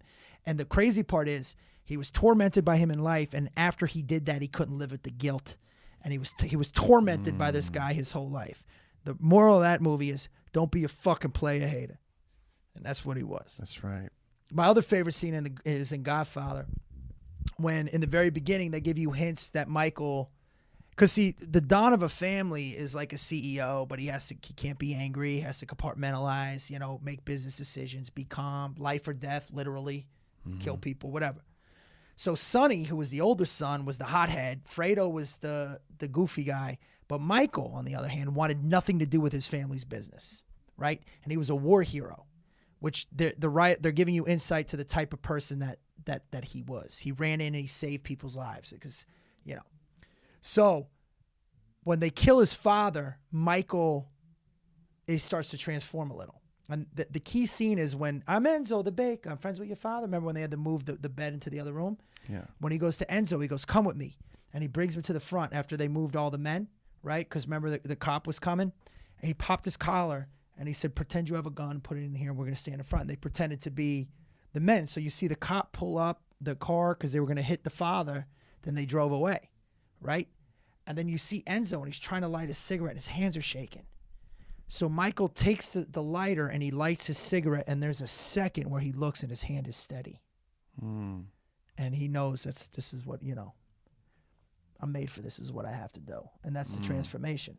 So it was the love and respect for his father and his family and to save the family is why he went from not wanting to do the business to understanding it and saving it and becoming who he was. Then he went too far when he whacked his brother. But, I don't understand that decision. But that movie right there, that scene is fucking brilliant to me. There's a second where he looks. Yeah. And you see it. And he realizes it. Then remember when his jaw's broken and he's talking to the guy and he's like, "We have some friends at the paper." Because remember Sonny's like, "Hey, don't let your mo. You go up, bing, right, and shoot him in the back of the head and get blood all over." And he goes, "Come on, this isn't personal. It's business." And then he says, "No, we have some friends at the paper that can do that." Then he looks at Sonny and he goes, "No, this is business. It's not personal. Like this is this many. Yeah, that we do. We can make him look crunky, whatever the fuck the cop's name is." I love that. That's one of my top number 2 movie of all time is Godfather. Did you like Sopranos? Yes. I didn't like it at first. I would say like at first I was like, look, most Italian Americans, including my father, But then I got hooked, and of course it was amazing. I was like, wow, it's because it's like a movie that just goes on forever, and you get so into those characters. My grandfather was not a fan of organized crime. Yeah. And again, if you're not familiar with, say, the Italian American history, in the 70s there was an Italian American Anti-Defamation League, which was started by Colombo, who spoke at this. It was like a huge rally. Ironically, he gets murdered at the anti-Italian stereotype. Really? Yeah, he gets clipped there. He gets whacked there. But shit. yeah, there was a lot of people that were against that. So a lot of Italian Americans don't like the mob stuff, but again, it's a part of our history. If that makes any sense. The more I'm getting into boxing, I'm reading about the history of boxing, and I'm seeing like interesting things. Like I had Buddy McGirt, 2-time world champion, on this very podcast. Yes, really, yes. Episode 13, I think. You guys can look it up, but he was great, and I talked to him. He fought professionally. He had 80 fights. He fought from 82 to 97. Yeah, and, I know exactly. And then later on, I looked up because he kept mentioning his manager, and and I looked it up, and I was like, wow, there was 2 managers, and they parted ways. But the one guy was Italian. Well, I think they're both all Italian. Actually, he said that they were Italian, and a lot of old Italian fighters would go to that gym. He said it was a different time back then. It was in New Jersey. Oh, in New Jersey. It was in New Jersey because he had to take a 2.5-hour commute to get to that gym. But he would say stuff. They'd all call him, "Hey kid, do this, kid." My grandfather was a fighter. Oh, okay. My Italian grandfather. His favorite fighter was Carmen Basilio, the young informer. I wonder if Not Marciano.